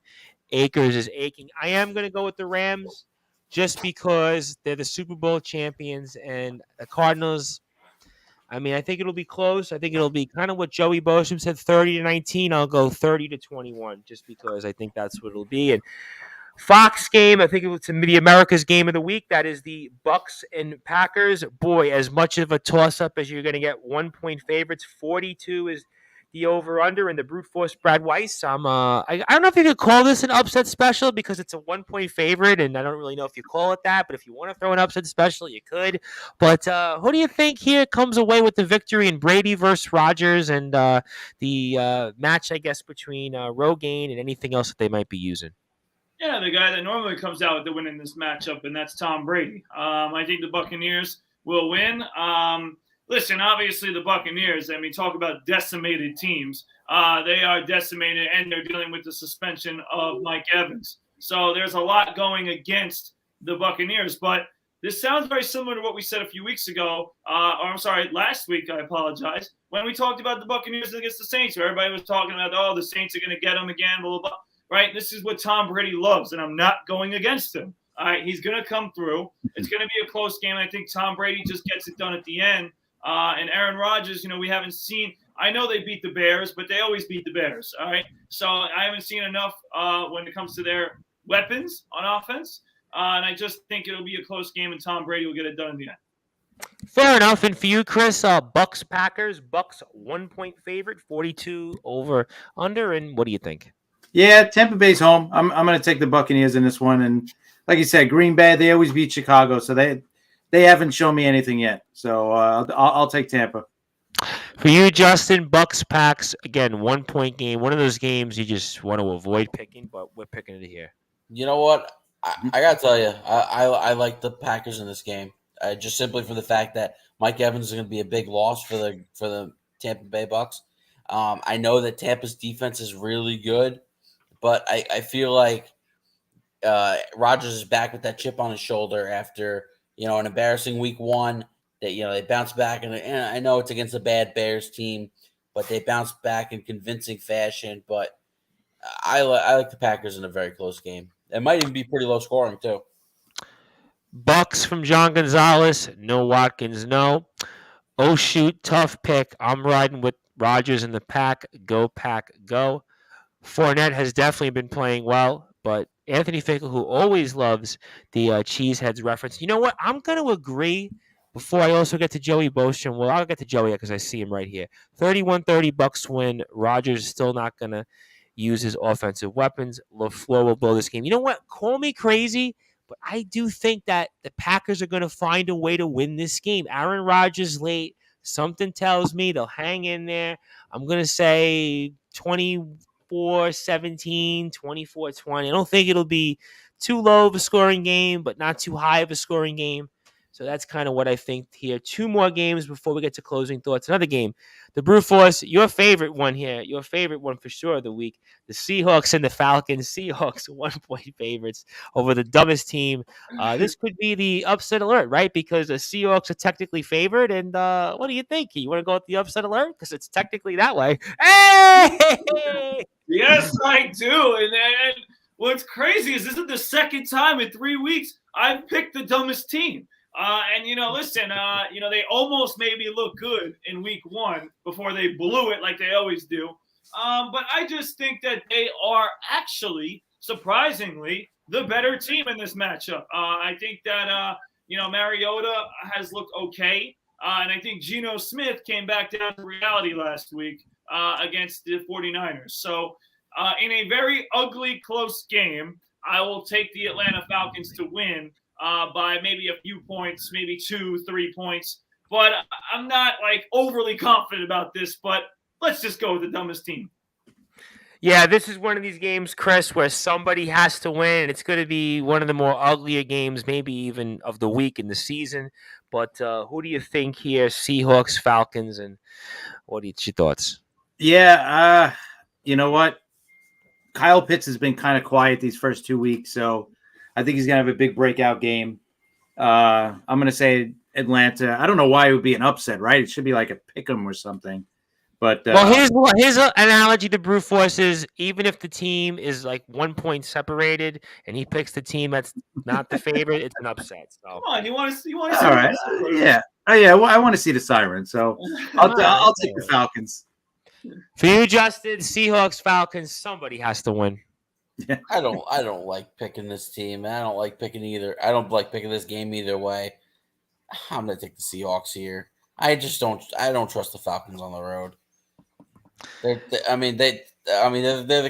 the kings of playing 3 quarters. Either they don't show up in the first and they get their doors blown off early, like the Rams jumped out fast, or they collapse in the fourth quarter like they did against New Orleans. I mean, they clearly don't know how to put a 4-quarter game together. And at least Seattle was able to come out on top in week 1 and defeat the Denver Broncos. So and play a good defensive game too. So give me Seattle. I don't feel great about it. Nothing that excites me, but I'm going to take them. All right, let me get to comments before we get our last game of the night in. And Joey Bosham says, I'm going with the dumbest team, 21-17. Anthony Finkel, please do not jinx it, Anthony Finkel, because the Roots Wi-Fi has been good this week. Did you upgrade the? I actually defended you. Listen, don't jinx it, Anthony Finkel. We've got 20 more minutes, so please do not jinx it here. I like that. Pitts to come alive. He corrects himself. John Gonzalez says this is the ugliest game. Well, Bears and Texans is pretty bad, but it would definitely be debatable. Seattle at home, the 12th man is the difference. Don't sleep on the Falcons. Falcons, I have no faith in Geno Smith. Stone cold loser. Only QB I know to miss games because Geno Smith, you know what? And I hate picking the Seattle Seahawks, but you know what? Maybe Geno Smith has something to play for. Pete Carroll's still Pete Carroll. They are at home. I mean, you have to pick somebody here, right? I'm going to say Seattle 17, Atlanta 14. It's just going to be, again, just one of those games. Somebody has to win. Seattle 2-1 for what it's worth. It's something. And then the last game, it's a Sunday night, 8:20, 49ers Broncos. Again, interesting matchup. A little more interesting, I think, even now with the Trey Lance injury. But 44.5 is the over-under. It's the Sunday night game, and the 49ers are favored. Denver is on the road, and the Brute Force Brad Weiss. Do you give us the Sirens? No. Really? I was almost for sure this was going to be the Sirens, but tell us why very quickly. No, the 49ers right now are the better team. And I personally think one of the big reasons why Denver is not the better team is because of their coach. Nathaniel Hackett has been an absolute travesty and disaster the first 2 weeks, and I think he continues to be this week. Give me Jimmy G. I think Jimmy G's been more consistent than Russell Wilson. And I think the San Francisco defense is nothing to sneeze at either. I say 24-20 49ers. For you, Chris, Sunday night game, 49ers 1.5-point favorites over the Broncos, and what do you think? Yeah, you know what? I think Jimmy G does make San Fran a better team without a doubt, because we just didn't know what Trey Lance was going to give them this year. But I'm going to say Denver bounces back, and Russell Wilson finally has his first big game with Denver. So I think they're going to win. All right, fair enough. And for you, Justin, Sunday night game, 49ers have a small edge over the Broncos, but what do you think? God, I hate to do this because I feel so bad for the kid. You know, Trey Lance got his opportunity, and unfortunately, he lost his season with the broken ankle. But Jimmy G makes his team better. He just does, and I think they're going to play better with him under center, and I think that they're going to win this week. I think they're going to be able to go into Denver, and they're going to be able to run the true Shanahan offense the way he likes to run it, and I think that's going to open up a lot more opportunities for Deebo Samuel. Jeff Wilson in the run game, Brandon Ayuk. George Kittle makes his return for week 3, making a season debut. I love San Francisco in this spot. And let me get to a bunch of different comments here. Don't sleep on the Falcons. Also, John Gonzalez says San Francisco. Anthony Finkel says the Niners. The best thing that happened to the Niners is Lance going down. People always forget about Mariota. They think he's continuing off the Falcons. San Francisco wins. Denver is going to struggle this year. Give me San Francisco 27-20. Denver wins in Colorado because Wilson knows how to play San Francisco. Porn star Jimmy, he's a winner on and off the field. I'm going to plead the fifth on that. Watch Jimmy G get hurt in that Shanahan offense. You know what? I am going to go with the San Francisco 49ers because the San Francisco 49ers, if you think about when they've been good these last few years, they've been a good road team. They're battle-tested. Jimmy G, I know the numbers aren't great. They're not fancy, but he finds a way to win games. I think they're a good football team. I think they're a great football team. They're almost kind of like maybe like Miami of the NFC in the sense that they're okay. Maybe they have a little bit more playoff experience, certainly, but I kind of feel like San Francisco 24, Denver 17, something like that. I mean, Denver definitely, they have the makings of a team that really could be, and again, I'm going to use the line, in deep doo-doo this year, but we'll certainly see. But I just think for whatever reason, San Francisco, like John Gonzalez said, I just think Jimmy G has won games, and to take away from the guy that got you to a Super Bowl, an NFC Championship game, he might have some redemption on his hands here. And John Gonzalez also wants to remind us here that he has been 9-7 the last 2 weeks, and he should be double digits this week. And Shanahan threw Jimmy G under the bus. So that's all great stuff here. We see that the Brute Force has the standings up there as well. And we're all pretty much bunched up, so that means that we're all going to find out, hopefully after this week, that we do better. The Mad New Yorker says he has to go and move on from that junk play calling. Joey Bostrom says San Francisco almost went to the Super Bowl last year. Exactly. That's my point, Joey. That's why we've been friends for 13 years, because that's exactly how I think, because the 49ers were a good football team in the second half, won a lot of playoff games, and I think that they will find a way back into the postseason and double digits from the Brute. And those are all the games we've picked here on Sportswire Radio. Before we get to closing thoughts, I want to run and recap all the baseball scores for everybody here. Cubs 6, Pirates 5, Marlins 5, Nationals 2, Brewers 5, Reds 3, Orioles get a win 6-0 over the Astros, Phillies 9 over the Braves 1, Yankees, as we mentioned earlier in the show, 5-4 win over the Red Sox. Rays get a win over the Blue Jays, 10-6. Guardians kind of pretty much took over the AL Central, I should say, at the AFC Central, and they beat the Rangers 6-3. Tigers 5, White Sox 3. So that pretty much all but clinches the AL Central for the Cleveland Guardians. Terry Francona could be a contender for Manager of the Year.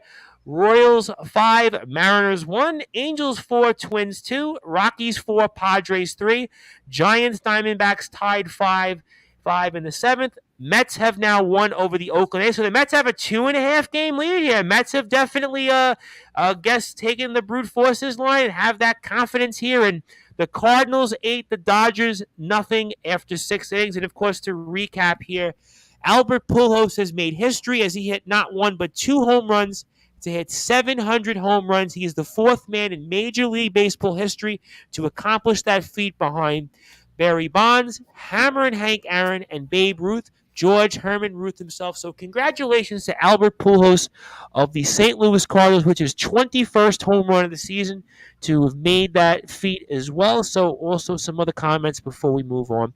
Bills almost went to the Super Bowl. Packers almost went to the Super Bowl. Brute, did you write down my pick, which I believe he did? Mets played the young A's team, which, by the way, were there 15 fans there tonight? 20 fans? There were more fans at the Staten Island Ferry Hawks game I went to last game of the season where I got free tickets, and I won't even say how I got them. There were more people there in that ballpark than Oakland's park. Mets need to sweep Oakland. Yeah, well, at least 2 out of 3, but a sweep would pretty much be very good going into the series in Atlanta, no matter what. Congratulations, Pulos. Absolutely all great stuff here. And Anthony Finkel says in our sports group here, Jets picking my heart, not my brain, Giants and Bills. So all that stuff there. So we had a very, very intriguing day here on Sportswire Radio. We pretty much ran the gauntlet. So let's get to some closing thoughts. Chris, I'm going to give you the floor. Anything you want to plug, share, say, anything else on your mind? And can't thank you enough for all that you do for us. And the floor is yours, my friend. Thank you, Tom. Great show, guys, as always. Love hanging out with you guys on a Friday night. Yeah, pretty cool, eventful night tonight with Pujols hitting 699 and 700. Would have been cool with Judge getting his big one too, but maybe tomorrow. We'll be wrapping up stuff on Talking Rivals, me, Patrick, and I, about the Yankees and the Red Sox series, and the remaining couple. See what each team has got. Has what they had, what to look for both teams in these next couple of weeks, going into the playoffs for the Yankees and the offseason for the Red Sox. And on Tuesday or Wednesday, Sharman and I will be on the Liftoff Jets show, wrapping up the Jets Week 3 game and the rest of the Week 3 games as well. And we'll be looking forward to Week 4 games as well. So look out for that. So look at Talking Rivals, at Liftoff Jets, and myself is CP7NY. Absolutely. All great stuff. Looking forward to hearing the show that you and Sharman did this past week. We'll play on sportnarium.com/player tomorrow. Look forward to that. Also look forward to continuing to play all the great stuff that you and Patrick do. And I enjoyed the trivia the last 2 weeks. I have to say, I intently listened to trivia the last couple of weeks. And the Sammy Sosa name came up a couple times, and there was a couple of other points on trivia that I enjoyed. So great stuff there. And a few more comments. Mets won the Florida State Series.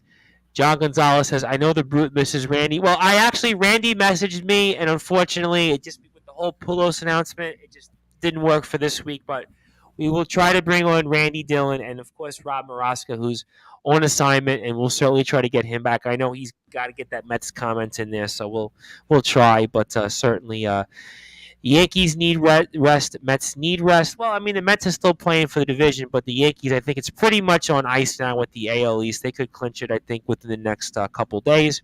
Closing thought, order the cheesecake next time at Duffy's. Flies under the radar. And by the way, you stole my line there, Anthony Finkel, because that's exactly what I told you.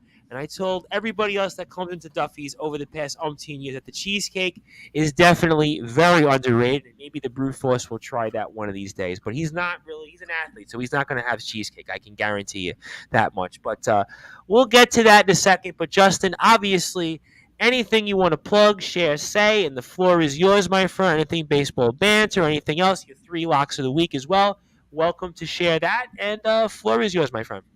Yeah, another great week here on Friday. And, one thing I just saw on Twitter, I think perfectly illustrates the Mets and the Braves right now because with the Braves losing tonight, they fell to 9-8 on the season against the Philadelphia Phillies. Meanwhile, the Mets went 14-5 this year against the Phils.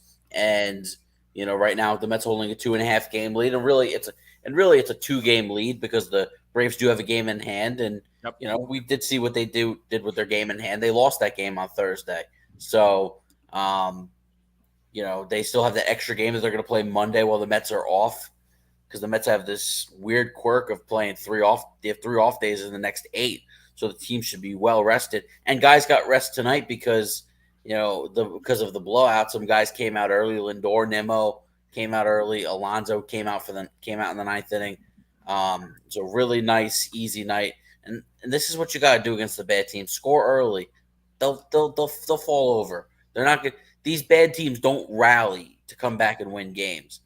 They have life when they get up early, and that's been what the Mets' issue was a little bit of late. But they kind of fixed that in Milwaukee with that big 3-run homer by Alonso and then the grand slam by Lindor when they were down 4-0, and that kind of That was a big win. That was a big win. that resurrected things. And look, the tables got turned because the Atlanta Braves had a 3-game series with the Washington Nationals, which we expected them to sweep. They ended up losing the third game, and the Mets were playing a desperate team in the Brewers, who were desperate for wins at this point. They won the first two, lost the third, but it happens. You're playing a team that's trying to make the playoffs. It's going to be a tough battle. And now the Phillies need every single game if they want to make the postseason. And the Mets are playing an A's team that, tonight they look lifeless, and DeGrom and Scherzer are up for the next 2 games. So, continue on winning. As for baseball banter, there will be continued. Probably be one. There'll probably be one on Sunday night, because Sunday night, obviously, Yankees and Red Sox. So if Judge doesn't hit 61 tomorrow, which I'm hoping he's not, because I won't be around at all to any sports really. I got a lot going on tomorrow, but hoping this holds over to Sunday. But it'll be another live recording throughout the at bats, and some sports talk in between, some baseball talk in between. Look at the pennant race, recap the Phillies and Braves, recap the Mets and A's, and really just as we're hitting the home stretch, it's the second to last weekend of the season. So we're coming towards the end. Absolutely. Third, I'd like to sincerely apologize because my locks have been 0-6 so far. I wasn't going to bring it up. I will. I will not. I will not hide from it. I must own my mistakes. But here we go. Week number 3. Our first lock, we're going to go over 2.5 touchdown passes for Patrick Mahomes on Sunday. We're going to go under 214.5 passing yards for Geno Smith. And third is why did I lose it? It was the Buffalo Bills minus 5.5. All right, so we'll certainly find out here, and all these being out matters for the. I think we spoke about that a little earlier in the show. And the last 2 nights, Ronald Acuna Jr. was scratched with back stiffness. Yep. So, and I also see in our sports group on Facebook, I believe the other Justin had posted about the Mariners, their 99.7% chance of making the playoffs, and the Orioles have kind of come back just when you thought the Orioles were dead.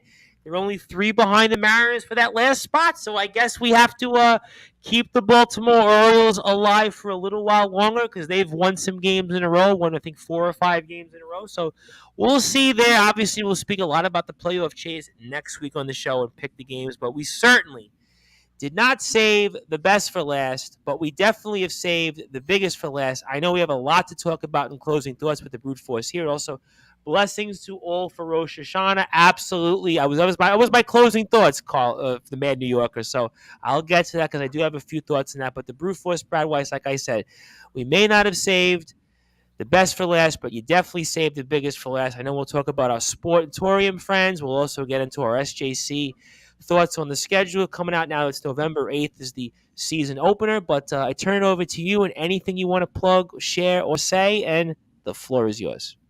Yeah, Tom, thank you for another great week of the show. Thank you, Justin, Chris, as well as everybody else who's commenting in the show for definitely supporting us. And another great week on Friday Night Live. So thank you guys, of course, as always. You can follow me on social media at bweiss20 on Instagram, at bradweiss20 on Twitter, and searching Bradley Weiss on Facebook. So I'm first going to start by giving a shout out once again to our friends and the guys who I work for, of course, with Level Up, _LI. We're continuing to do great work. We're releasing our fall winter rosters this weekend, and we're excited to start the season very soon as basketball season's getting closer. The chill's in the I air. know. The chill is in the air tonight for the cold to come. And as much as I hate it for a weather perspective, when it comes to basketball season, it's an exciting time. So I'm definitely excited for that. Also, Tom Bryce, it might be very soon because I got a text from Jesse Winter. He wants to be on the show ASAP. So All right. Well, we'll talk about that for sure. we're Absolutely. going to make it happen, I told him. So we're working on that, Jesse. But thank you for being a great program director, and I'm looking forward to the fall-winter season. Speaking of seasons I'm looking forward to, of course, Tom mentioned it. I'm looking forward to our SJLI, St. Joe's Long Island Golden Eagles, as we get ready for a season that's going to come pretty fast. And the schedule is out, as Tom mentioned, for this season. I'm looking to already find my days I'm going to go. I'll be at the game against Farmingdale State on the road. Also find a few home games against divisional opponents. But the Golden Eagles are going to play some good games this year. You know, they're going to start the season against Pratt. They're going to play a lot of I think the Baruch and York games are going to be really, really intriguing contests because unless he's always a good coach, and York has obviously got our friend Jamel Gist coaching there, that's going to be a really, really intriguing game. York is always a good game. I mean, there's a bunch of them. They play a lot of the city schools. They are playing in a very competitive tournament as well. I saw that, yep. Yeah, and they'll play St. Elizabeth like they've been playing, which has been a good opponent.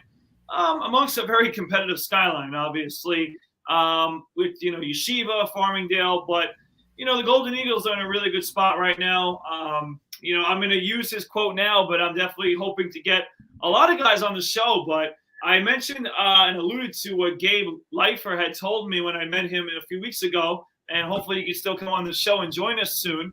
But he said his prediction for the Skyline Championship game is Farmingdale against St. Joe's Long Island. He thinks that the Golden Eagles are going to get to the Skyline Championship this year. So we'll see ultimately how he feels about that going forward here, as he still supports, of course, the Yeshiva Maccabees. But it's going to be a very, very, very competitive Skyline this year. But our Golden Eagles after last year, there's a lot to be excited about. So I'm looking forward to that. Obviously, under new coach, A.J. Uhl, who is continuing to do a great job. And A.J. Uhl and the rest of the coaching staff next Saturday to be exact, are hosting a clinic, obviously, of course, for people who want to come in, of course. A boys elite camp. I apologize. Boys basketball elite camp, October 1st, where a lot of the recruits and a lot of guys who are interested in going to the school will be there. So if you're one of those people, which you should be interested in going there because it's a great school, including my buddy, by the way, James DeSimone, he'll be there.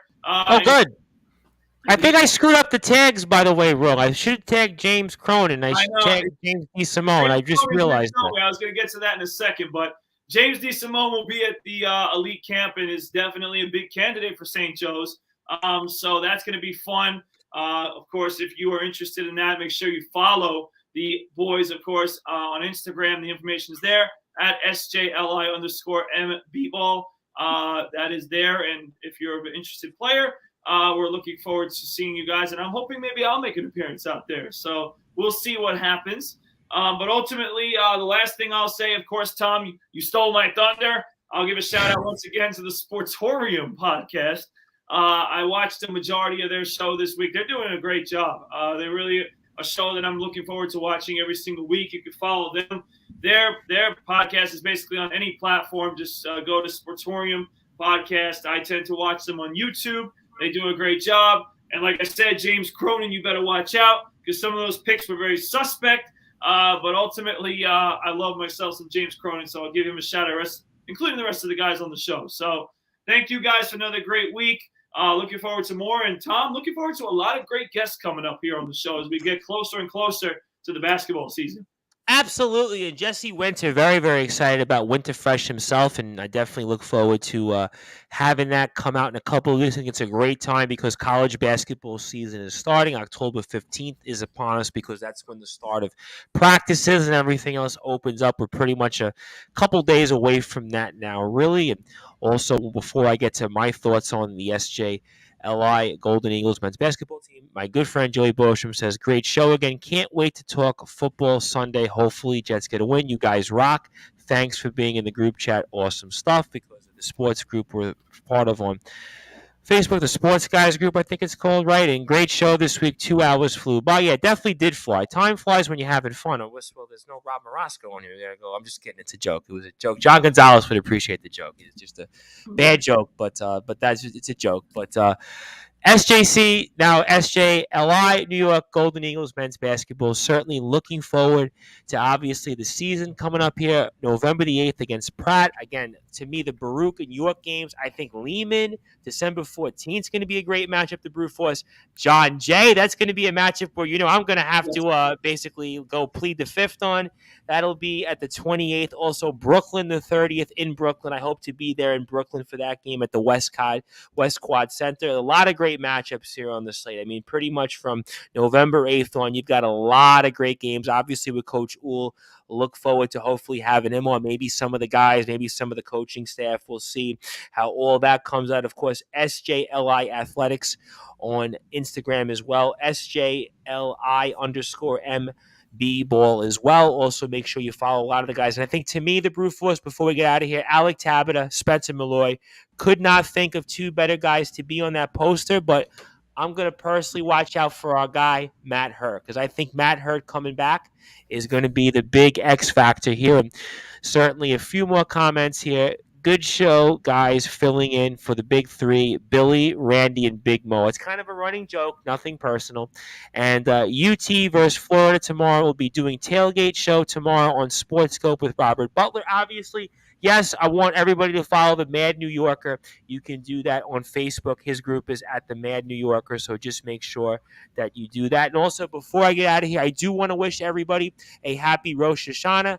Joey Bostrom, in part, I want to wish him a happy Rosh Hashanah because he's technically half Jewish, of the Jewish faith, so I want to make sure that I wish him a happy Rosh Hashanah. I also want to wish three of my very close friends, big supporters of us here on Sportswire Radio, and that includes the Yak Attack, Jacob Bard, Daniel Slavin, and Mr. Steven Saperstein himself. I want to wish them a very, very happy Rosh Hashanah. Obviously, Sunday night is a new year in the Jewish faith, and I want to make sure that I wish them a very, very happy new year. Be safe, be well, hopefully give us good blessings, give our teams good blessings, give everybody else in the world all that positive vibes that our Jewish brothers and sisters continue to do. So, again, I want to wish a happy Rosh Hashanah to Joey Bostrom, the Yak Attack, Jacob Bard, Daniel J. Slavin, as Steven Saperstein would call him, and Steven Saperstein himself, a happy Rosh Hashanah. Also, one more time, I want to also make sure that I recognize the Sportatorium boys, James Cronin. I want to make sure I get that right. And everybody else. They do a phenomenal job, and I'm going to listen to the second half of the show on YouTube, The Brute Force. They do have a link as well for other places, but all great stuff. And John Gonzalez says, enjoy the gel fight fish. Well, I don't even eat fish, but I actually do nothing. And I'm not Jewish, but I wanted to make sure as a reverend in my capacities to wish everybody a happy Rosh Hashanah. And thank you also to John Gonzalez of the Sports Authorities Group.